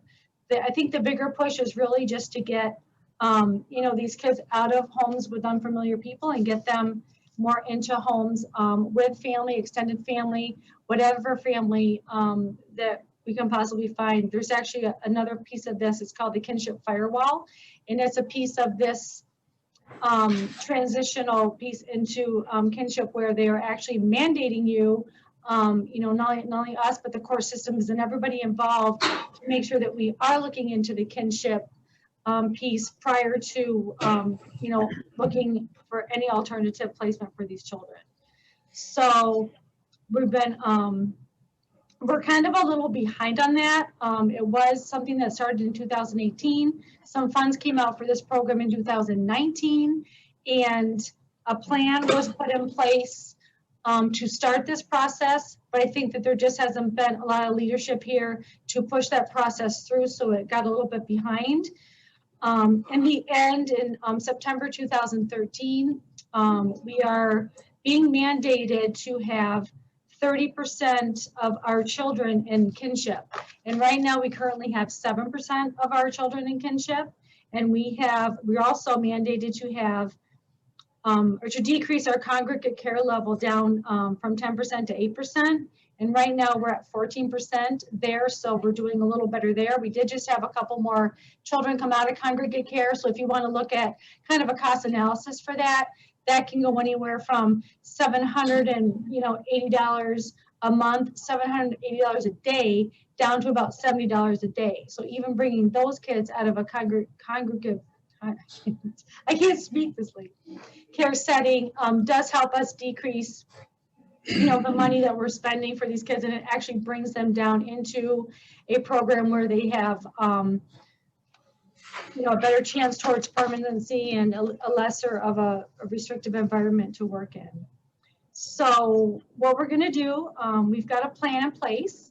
We're starting this week. We have a meeting. I actually pulled together, we're calling it our strategic committee, and it's some really dedicated staff here. So we're all going to pull together for an hour to a week. We're going to put together a strategic plan.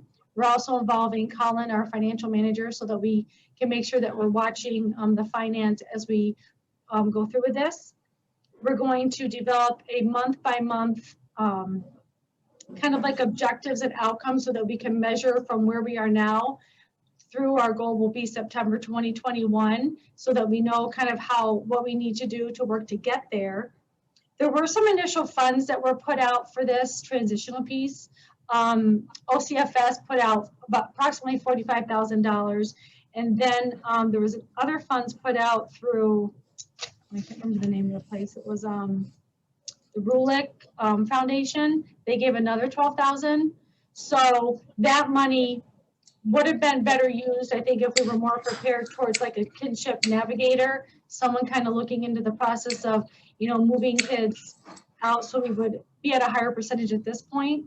But it didn't really get spent that way. So what we need to do is kind of reevaluate, kind of look at what we're doing, what we're spending, try to bring some more kids out so we can balance out the funding so that we can process through. We have a lot of work to do, but we have a really good group here to do it. So one step at a time, like we've been doing everything else, and we'll get there. So that's kind of our next big initiative moving forward. Thank you. Mr. Burke, I think you got a little more than you asked for, but go ahead. Well, actually, it was wonderful. Thank you, Cindy. But I guess I just wanted to ask, you mentioned we're at 7% and we need to be at 30%. Did you say that, Cindy? Or yeah, right now we have 7%. We have 323 children in care. So 7% of those children are actually in a kinship foster care. So what we need to do is just revisit a lot of those cases, see what we can do to track down kinship, and see what we can do to kind of reassess them and see if we can, find family that maybe we even haven't had time to track down, or different things like that. I think the only issue we may have is we do have generational poverty here in this county. So sometimes it's, you know, it's the whole family, it's generation after generation. But, you know, we have a lot of staff here that know a lot of the family history. So that's a bonus. So I think really moving forward that I think once we get our goals set and really focus on what we need to do, you know, we can certainly get, I don't know if we can get to that, but we're certainly going to work hard to try to do it. So. Thank you. So you will have a plan, Cindy. You'll be developing a plan. Yeah, we're all going to work together this week. We have a meeting Wednesday. We're going to meet for 2 hours, and you know, everybody's been doing some research. Everybody has their homework, so they're going to bring all their homework to the meeting and start putting things down in a timeline. Thank you, Cindy. I'm welcome. glad you're there. Is there anyone else that wants to address the resolution? Mr. Akers. Well, I wholeheartedly support Cynthia Ackerman's support for this resolution, which she stated at the very beginning. I think by the county attorney taking on these support cases, that it should lessen the load on social services legal, and then the legal department of social service can work on these foster care cases. They are our most expensive cases, and I'll be supportive of this, and I hope my colleagues join me. Right. Anyone else? Seeing none, all in favor? Aye. Aye. Opposed? Carried. Mr. Akers. Thank you, Mr. Chairman. I'd like to offer a resolution authorizing the purchase of 2 Rionic rapid fully automated COVID-19 testing workstations and modifying the 2020 budget. I move this resolution. Is there a second? By everyone in the room. Mr. Fay, Ms. Terminelli, Ms. Fiacco, Mr. Burke, Ms. Haggart, and Mr. Arquette. Any discussion? Mr. Denisha. Thank you, Mr. Chairman. I would like to be added as co-sponsor to this resolution. So noted. Anyone else? Ms. Curran. Can I be on as a co-sponsor as well? So noted. Anyone else? Seeing none, roll call, please. Oh, Ms. Haggart, did you want to speak, or? Please do. Thank you, Mr. Chairman. I'm delighted that my name appears as a co-sponsor. I think this is a really great example of us working together, as we often do, but for something that came about very quickly and will have an immediate impact once these machines are in place on the pandemic. So I want to thank all my colleagues that brought this up, and of course I'll be supporting it. Thank you. Thank you. Anyone else? Mr. Akers. Just in talking with the county administrator today, the expectation which she was going to check on, we should have these before the end of the month. That's the plan. Good news. Good news. Anybody else? Seeing none, roll call, please. Denisha, Yes. Perkins, Yes. Akers, Yes. Fay, Yes. Haggard, Yes. Fiacco, Yes. Burke, Yes. Arquette, Yes. Terminelli, Yes. Curran, Yes. Reagan, Yes. Forsythe, Yes. Lightfoot, Yes. Sheridan, Yes. Smithers, Yes. 15 yes. The resolution is carried. Mr. Akers. Mr. Chairman, I offer a resolution modifying the 2021 budget for the Department of Highways and appropriating road machinery fund balance to the 2021 road machinery budget for purchasing equipment. I move this resolution. There's a second. Second by Mr. Perkins, Mr. Smithers, Mr. Denisha. Any discussion? Roll call, please.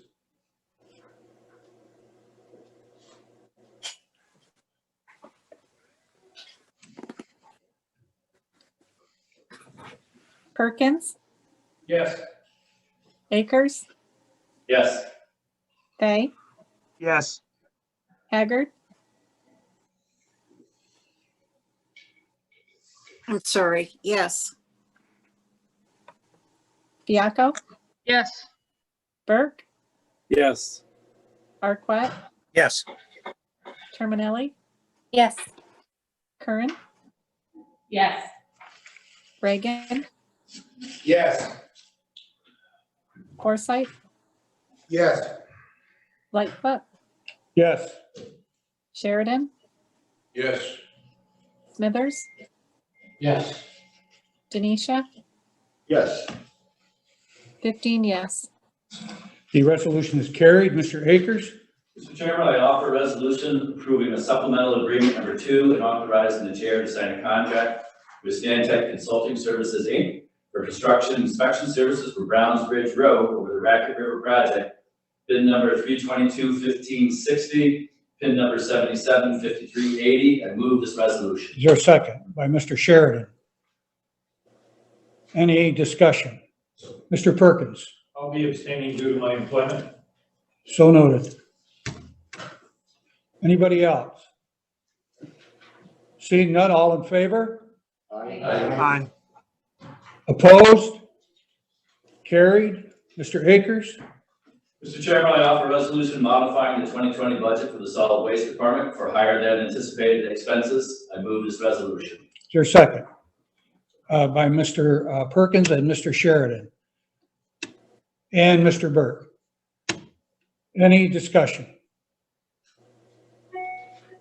Seeing none, roll call, please. Akers, Yes.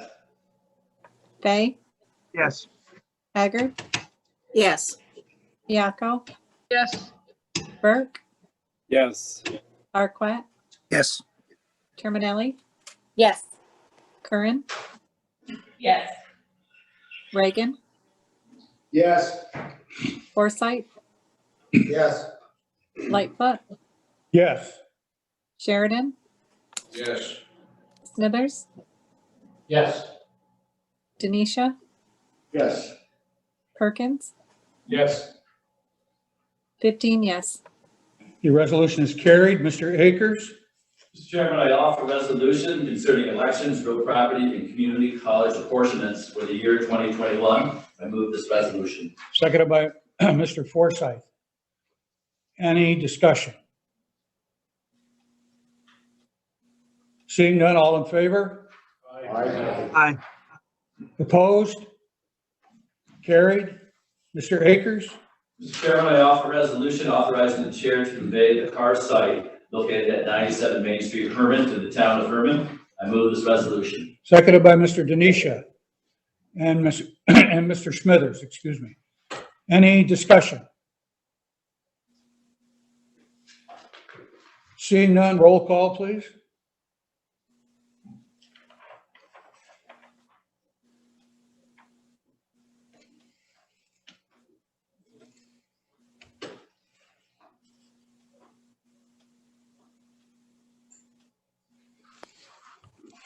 Fay, Yes.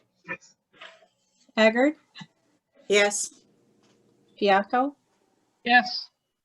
Burke, Yes. Arquette, Yes. Terminelli, Yes. Curran, Yes. Reagan, Yes. Forsythe, Yes. Lightfoot, Yes. Sheridan, Yes. Smithers, Yes. Denisha, Yes. Perkins, Yes. Akers, Yes. 15 yes. The resolution is carried. Mr. Akers? Mr. Chairman, I offer a resolution for charging tax items. I move this resolution. Is there a second? Mr. Denisha? Any discussion? Seeing none, all in favor? Aye. Aye. Opposed? Carried. Mr. Akers? Mr. Chairman, I offer a resolution adopting the mortgage tax report. I move this resolution. Seconded by Mr. Forsythe. Any discussion? Seeing none, all in favor? Aye. Opposed?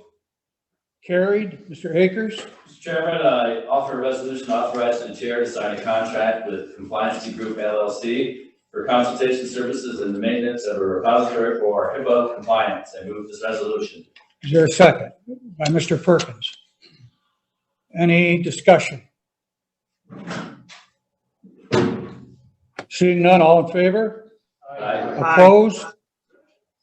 Carried. Mr. Akers? Mr. Chairman, I offer a resolution authorizing the chair to sign a lease agreement for space at 21 Harrogate Commons, Messina, New York. I move this resolution. Is there a second? By Mr. Perkins. Any discussion? Seeing none, all in favor? Aye. Opposed? Carried. Mr. Akers? Mr. Chairman, I offer a resolution establishing a date and a time for the organizational board meeting. I move this resolution. Is there a second? By Mr. Denisha. Any discussion?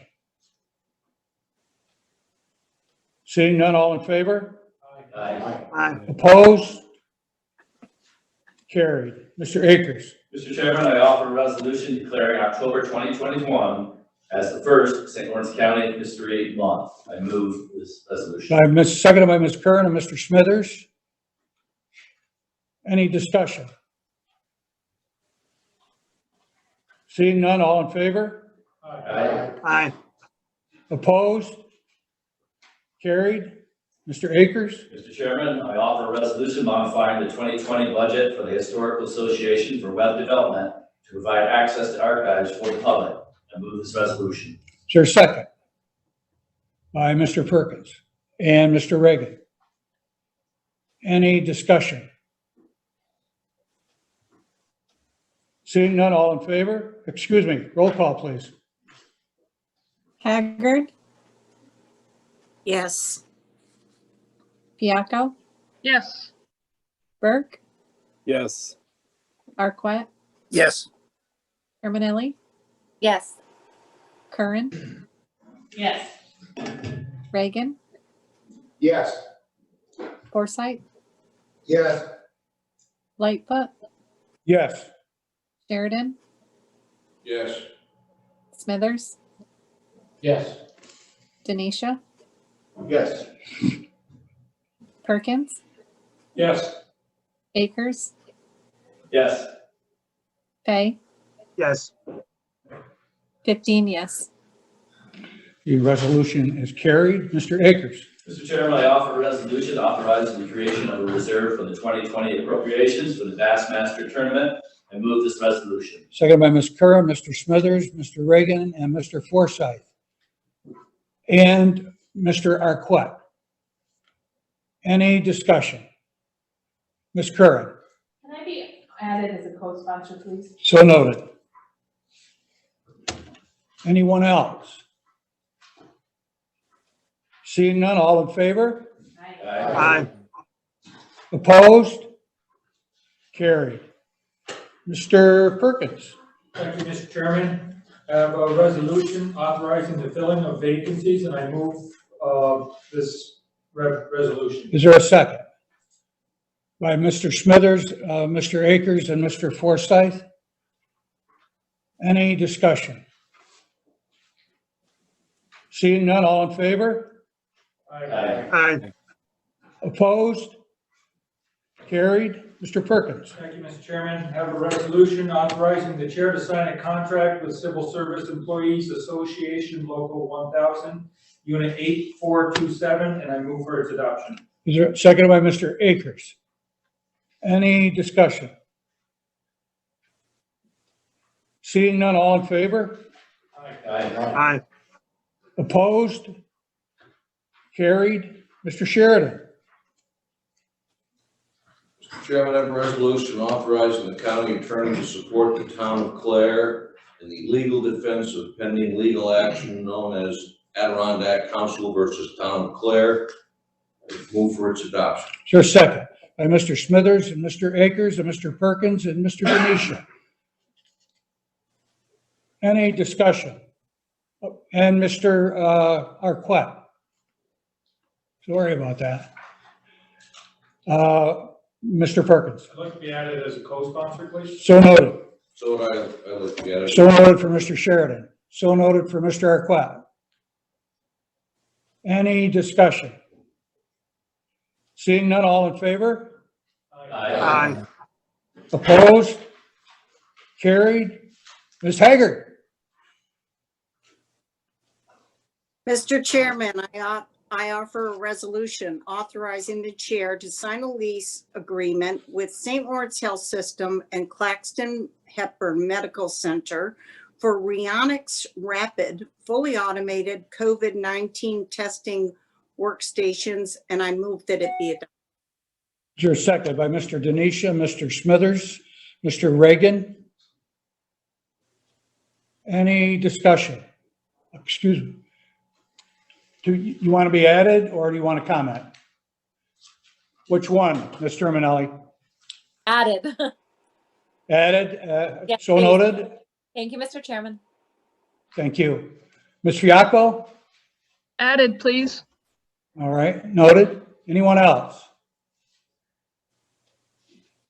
Mr. Burke? Add it, please. Thank you. Anyone else? Seeing none, all in favor? Aye.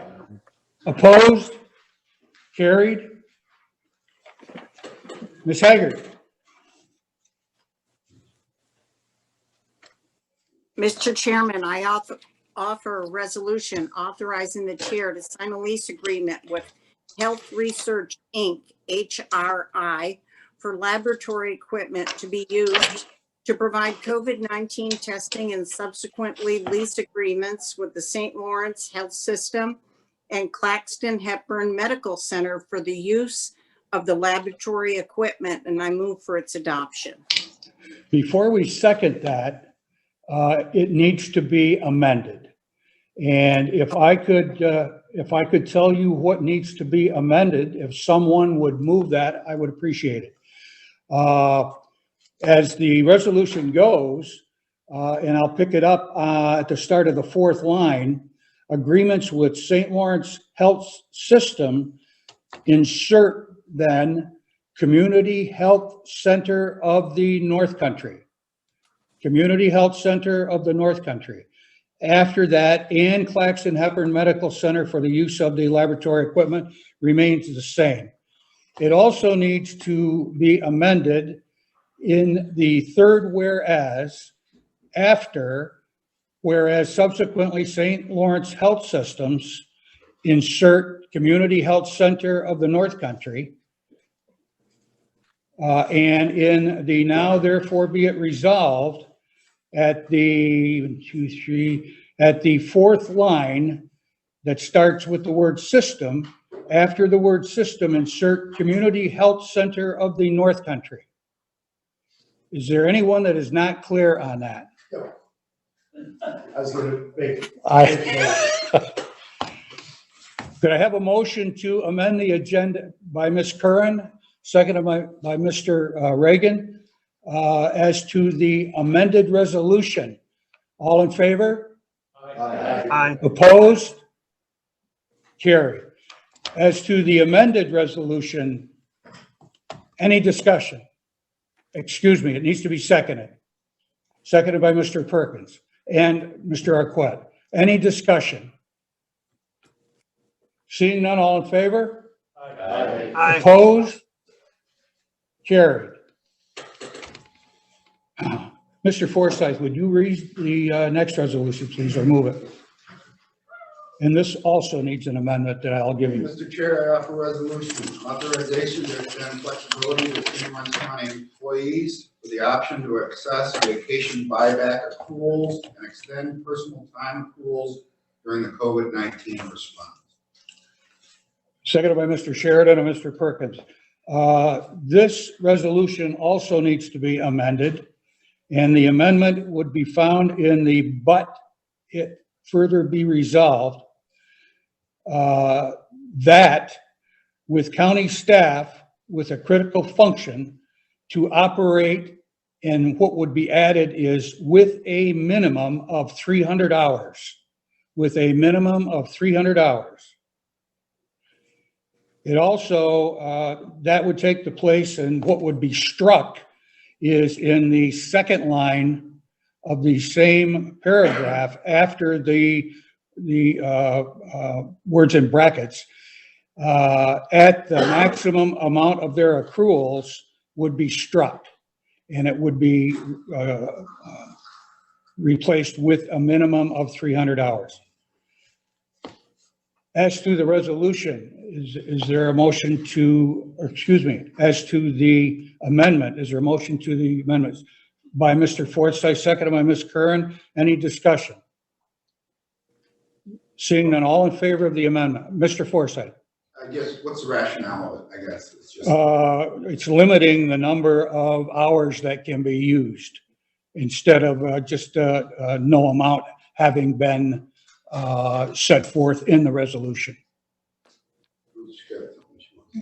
Go ahead.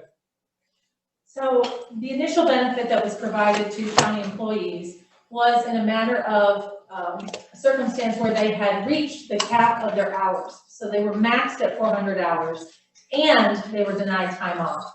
And when we took a look at that benefit, and if you recall, it ended, the period ending in July, we had about 18 people that were able to take advantage of that. So when you look at the county workforce, managers did a great job of being able to get folks time off, as we all know they need respite. We're heading back into arguably a more challenging time relative to employees being able to take time off. So rather than looking at the maximum, I took a look at the numbers and looked at employees who would have a minimum. So rather than put them in a situation where they didn't have time, that would demonstrate that they have banked some vacation time, we would make it available to employees who had a minimum of 300 hours, not maxed out. So that significantly increases the number of employees that would be able to access if they weren't able to take time off. Thank you. Okay, any other questions?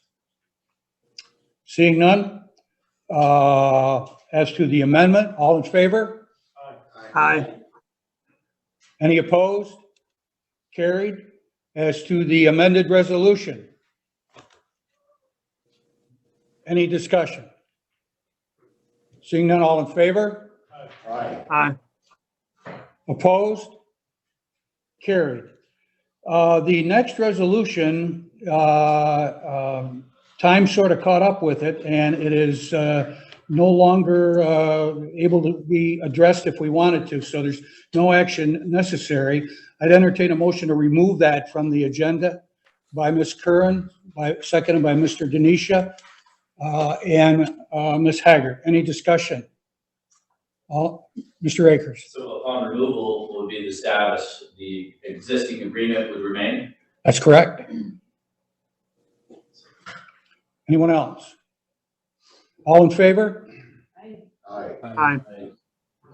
Opposed? No. One opposed. Mr. Akers? Carried. 2 noes. 2 no? Mr. Perkins? Mr. Perkins and Mr. Akers are noes. Mr. Akers?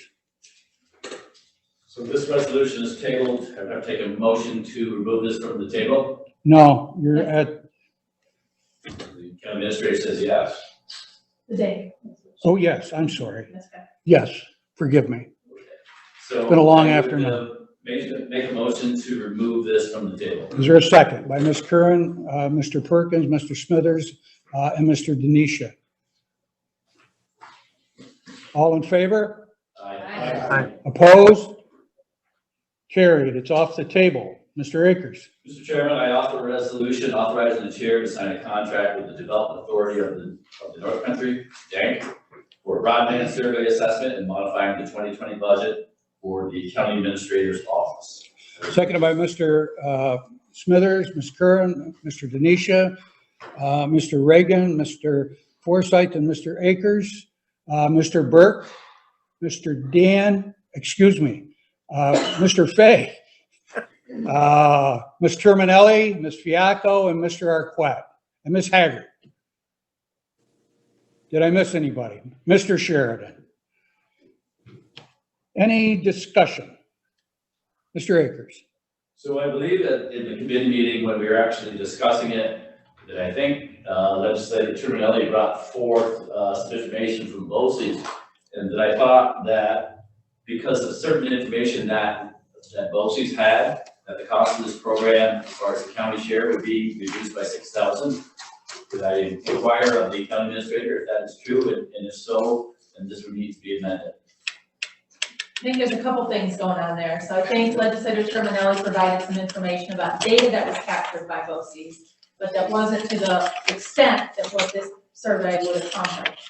And then Planning Director Fotenhauer spoke today, and I believe there was an amount, and I don't know that off the top of my head. I believe it was 12.5, so it's going to be divided by the counties, and ours was going to be 62. Maybe Jason's there with us. He could speak to that number. Jason, what was that number again, Chairman, if you don't mind? Okay? If I'm okay to speak to it, you're correct. Yes. Thank you. Go ahead, Jason. Thank you. Yes, you're correct, Ruth. It was reduced by $12,000 in its totality, so that would be $6,000 savings for the county.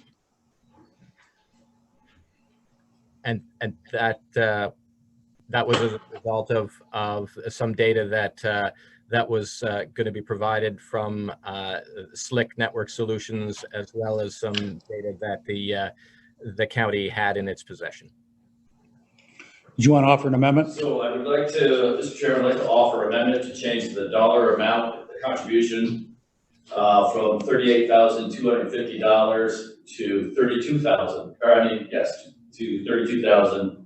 Is there a second? Second it. By Mr. Forsythe, Mr. Fay, and Mr. Reagan. Any discussion as to the amendment? Seeing none, all in favor of the amendment? Aye. All right, the amendment is carried. To the original resolution then. Any discussion on the amended resolution? Mr. Reagan. I just would like to thank the Development Authority of the North Country for bringing this forward for many families throughout the county. This may play a critical role in helping to extend broadband access to areas that otherwise would continue without it. I think during the COVID, we've seen critical gaps and problems facing families, and the Development Authority of the North Country deserves a great deal of credit for coming forward and offering to help us extend this vital service that will not only help families, but help economic development, help attract businesses to the North Country, help families return to the North Country and bring their businesses with them. I would urge everyone to support this. Anyone else? Seeing none, roll call, please. Biacco, Yes. Burr, Yes. Arquette, Yes. Terminelli, Yes. Curran, Yes. Reagan, Yes. Forsythe, Yes. Lightfoot, Yes. Sheridan, Yes. Smithers, Yes. Denisha, Yes. Perkins, Yes. Akers, Yes. Fay, Yes. Haggard, Yes. 15 yes. The resolution is carried. County Administrator's report. Okay, a few items to update you on this evening.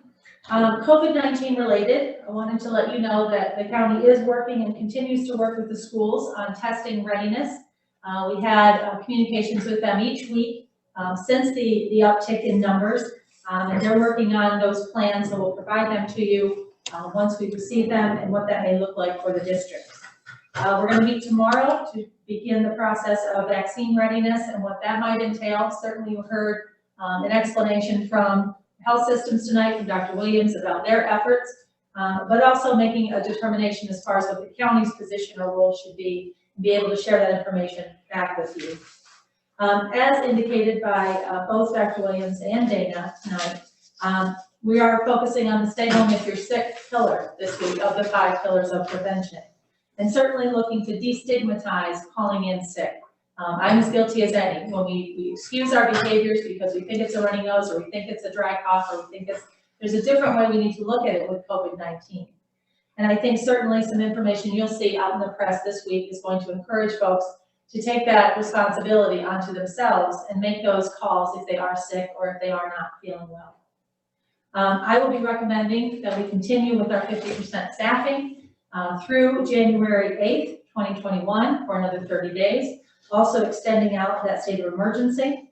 The sheriff has suspended visitation at the jail with consideration given to what we're seeing with the number increase. I also took a look with our HR director, Johnny Dorothy, at our numbers associated with our own health plan. And out of the over 2,500 covered lives of our county health plan, 16% of our covered lives have been tested. That may mean a single person has been tested more than once. And out of that percentage of covered lives tested, we have a 4% positivity rate. But out of the overall covered lives, we are at 1%. The cost we've seen through October 31st associated with testing, the overall cost is $248,000. Wanted to give you an update also related to the funding between both the CARES Act and the COVID, which we will be seeking FEMA reimbursement for. Related to the CARES Act, we have expended $208,000. And related to COVID, $198,000. So as you've seen through the year, some of the CARES Act monies come in. So there has been some revenue received against the 208. We're preparing now to submit for the FEMA reimbursement of the 198. And I also just wanted to make mention that I will be including the purchase of the Rheonics machines and any of the supplies to accompany that in for FEMA reimbursement. However, not knowing how long that battle will take or how many cents on the dollar will be paid, I don't necessarily think that's a value when you're making the decision about making that acquisition. Certainly something we'll always go for when reimbursement is an option. Also, just to update, thank you for approving the resolution for the purchase. We will be working out delivery. As mentioned by Legislator Akers tonight, we will have the machines delivered directly to the hospital location. I've received contacts from both hospital systems. They're working with Mike Cunningham in procurement to make sure that everything happens without any glitches when it's time for delivery. And as he also mentioned, we should see those before the end of the month. Following the approval also tonight of the leases for those machines, we will work on those to get those before the chairman as well as before the hospitals for signature as well. Just to give you an update today, the courts released information. They're also going to be reducing operations once again. They're looking at 40% for their office staff and 30% in New York City. They're also reducing and moving back to a reduced proceedings schedule. So what that looks like, we'll certainly provide you with an update, but we again expect to see a reduced presence in the courthouse as well. That concludes the COVID component of the update. Wanted to mention to you that the Northside Energy Center, which is a solar project that's proposed for Messina, Brazier, and Norfolk, will be hosting a virtual open house on Wednesday, December 16th from 11 to 12, and then another one from 5 to 6. So certainly legislators in those areas, I'll make sure you have that information so that you can log on. But anyone interested, let me know and we'll make sure you can be a part of that. Wanted to make you aware that we received an additional payment from Messina in the amount of $245,000. So that the balance remaining is $245,000. So the expectation, I believe, was by year end or shortly into 2021 to complete that payment. I shared with all of you the upgrade in the bond rating provided to us by Moody's Investment Services over the weekend. We have been upgraded on our Canton Human Services Initiative bonds from an A3 to an A2, which in my mind puts on the landscape or on the horizon a AAA rating in the next 5 to 7 years. So that's certainly one of my goals, and demonstrating the fiscal health of the county or the improvement to the fiscal health in the county in situations that we're dealing with now with COVID-19 is something that both Renee and I are very proud of.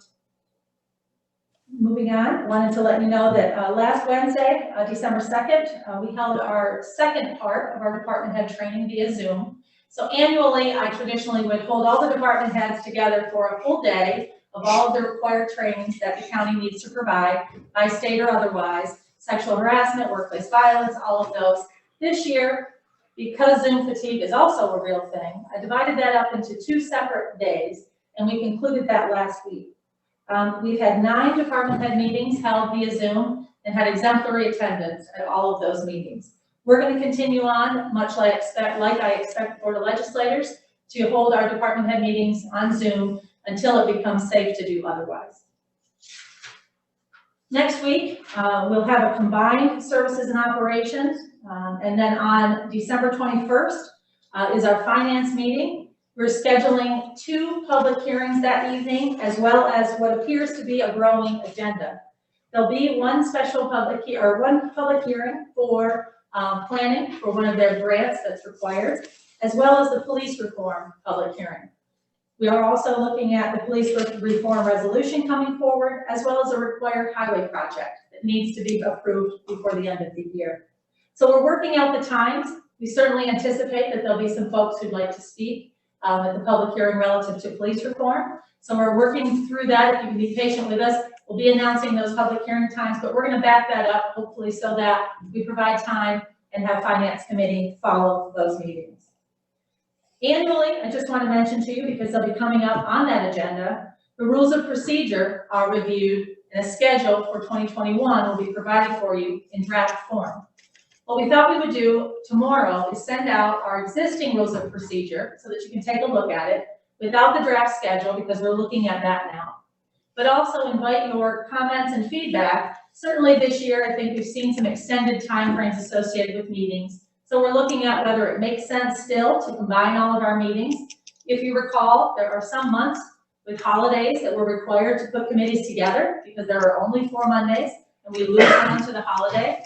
But in the summertime, the board had directed us to combine meetings so that it provided for some more free time while the weather is nice in the North Country. So we'll be looking for some guidance. We'll put together a draft schedule for you, and then we can talk about that at Finance Committee and prepare for that adoption in January. Also annually, we bring forward the contracts resolution. We'll bring forward the newspaper resolution and ask that you consider reinstituting North Country This Week, as they now meet the criteria to be considered an official newspaper for St. Lawrence County. So we'll bring that forward to you as well. And if you recall, in January, the Board of Legislators tabled the request for dog quarantine to the Finance Committee in December. So we'll also bring that forward. And should there be no action taken, it will remain on the table, which is at the board's discretion. Wanted to mention also tomorrow, Vacancy Review Committee will be held at 11:30. We have 2 legislators joining us. We have 11 vacancies from 7 departments. And we also will have 2 additional that came up today, and they're relative to the correctional facilities. So those will be added.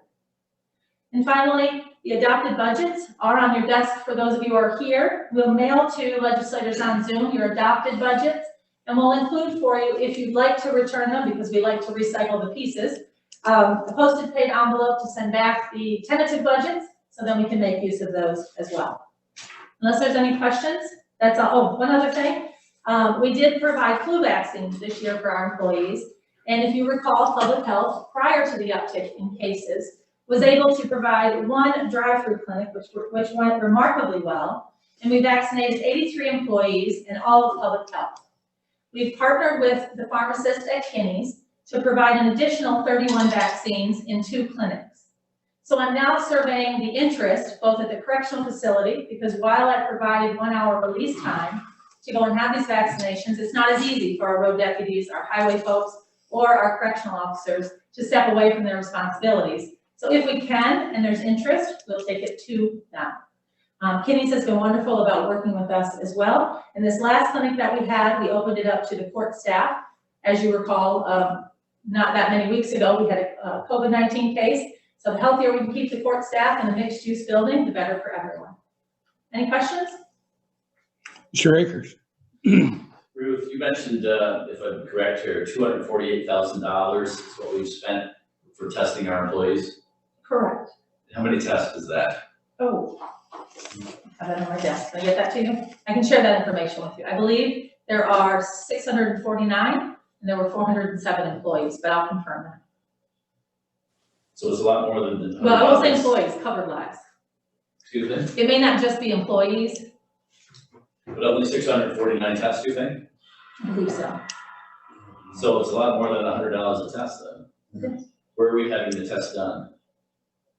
Anywhere they. It's wherever Okay. the clients choose? Yes. Okay. The other question I had was, you had mentioned that we had forgotten about this, the $245,000 that's owed to us by the town of Messina, that's for workers' comp. Correct. So the last that I knew is that they owed us $900,000. When have they made the other payments? So they made a payment. I can find out the date. I thought we reported that out to you about a month ago, I think. And then this one was just received, and that leaves a balance of 245. And when was that money actually due? January 31st? I can check on that for you. I believe So- there's a due date, but I think there's a little bit of flexibility there in the early part of the year. We do. I think when we left the discussion, they were looking for combining some things and doing some bonding. So I don't know if that ever took place. Maybe the legislators from Messina can inform us of that. In this, there's no interest on this money? I believe so. The county attorney, our plan administrator, is with us this evening as well. Okay, I'd like to ask Mr. Button, interest, Mr. Chairman, if I can. Please do. Mr. Button, can you answer that, please? Mr. Akers, how are you this evening? I'm doing well, thank you. Excellent. To answer your question, there is no interest that is assessed. This is a courtesy that we have extended to members in the past who have asked for additional time to pay within the fiscal year in which the debt is owed. The town of Messina and I have had additional discussions where they have now indicated to me that they believe that they can honor the 2020 debt in 2020. Now, it's likely we'll see that last $245,000 sometime around 12/31. But they have indicated at this point that they no longer believe that they will need the bond to cover the extent of the debt associated with their apportionment for the 2020 year. They did indicate that there may need to be a reassessment on 2021, but we haven't reached that point yet. Okay, thank you. Also, any other questions of the county administrator? Seeing none, is there any old business? Is there any new business? Seeing none, are there any committee report? Oh, Ms. Haggart. I wanted to bring up the idea about that I mentioned to Dr. Williams that Jefferson County and see if there's any interest among my colleagues on putting something together for a mass testing event. And I'd be willing to do more research on it if that's necessary, but I'd like to just put it out there and see if anybody else would be interested in pursuing that. Mr. Burke.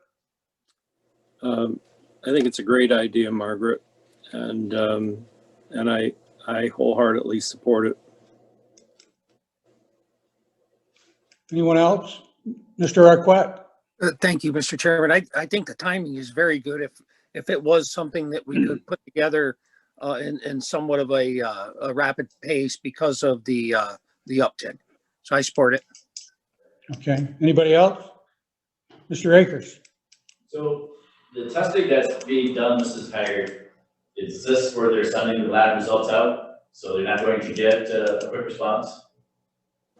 Yes, and according to Jefferson County, they're getting results in 2 to 3 days through the tests that they're using. And I know Dr. Williams told us that it was quite a long time. I mean, I can call them tomorrow or the next day and see how today went. And I would certainly be interested, because if we can't get the tests back soon, I think it loses its effectiveness.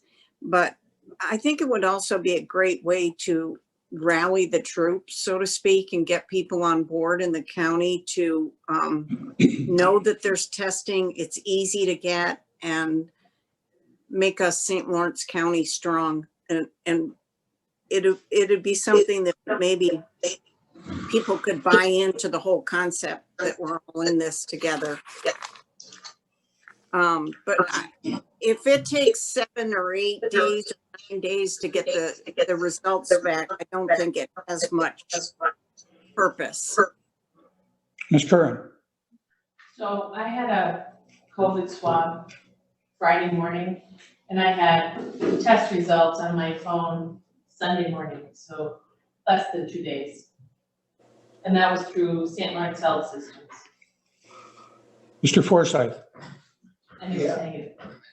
Yeah, I think it'd be a great idea. The only concern I would have is I think the public health department's pretty stressed at the moment, so I'd want to make sure Dana thinks she can handle it, or, you know, I think they got a lot of eggs in their basket right now, but I haven't found with it at all.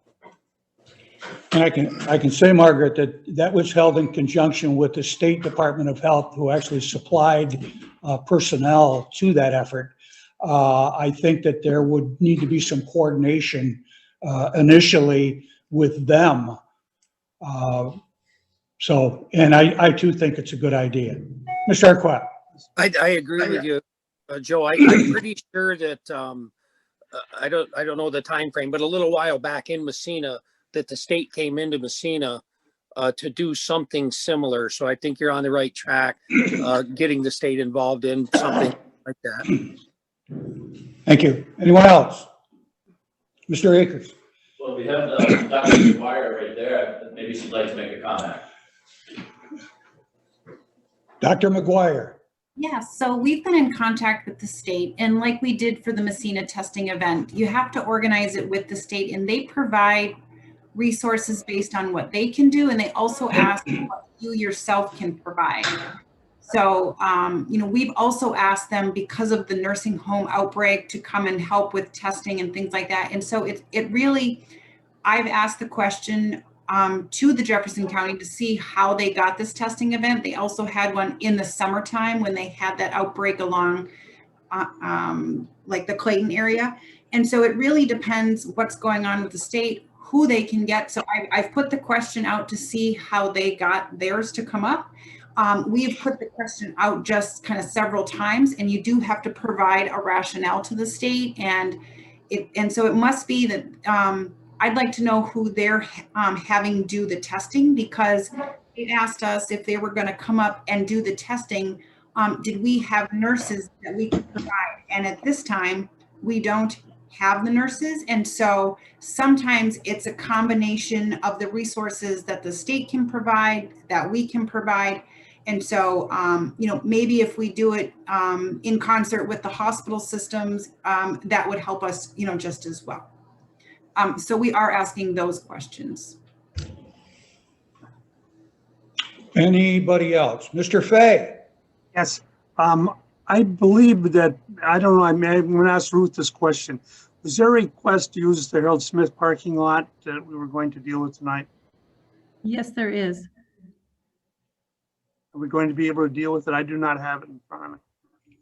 We'll get that to you. We're going to discuss it in closed session first. Anybody else? Under old or new business or committee reports? Seeing none, we have need for executive session for litigations, negotiations, personnel, and appointments. Can somebody enlighten me about personnel? It is for the provision of employment. Thank you.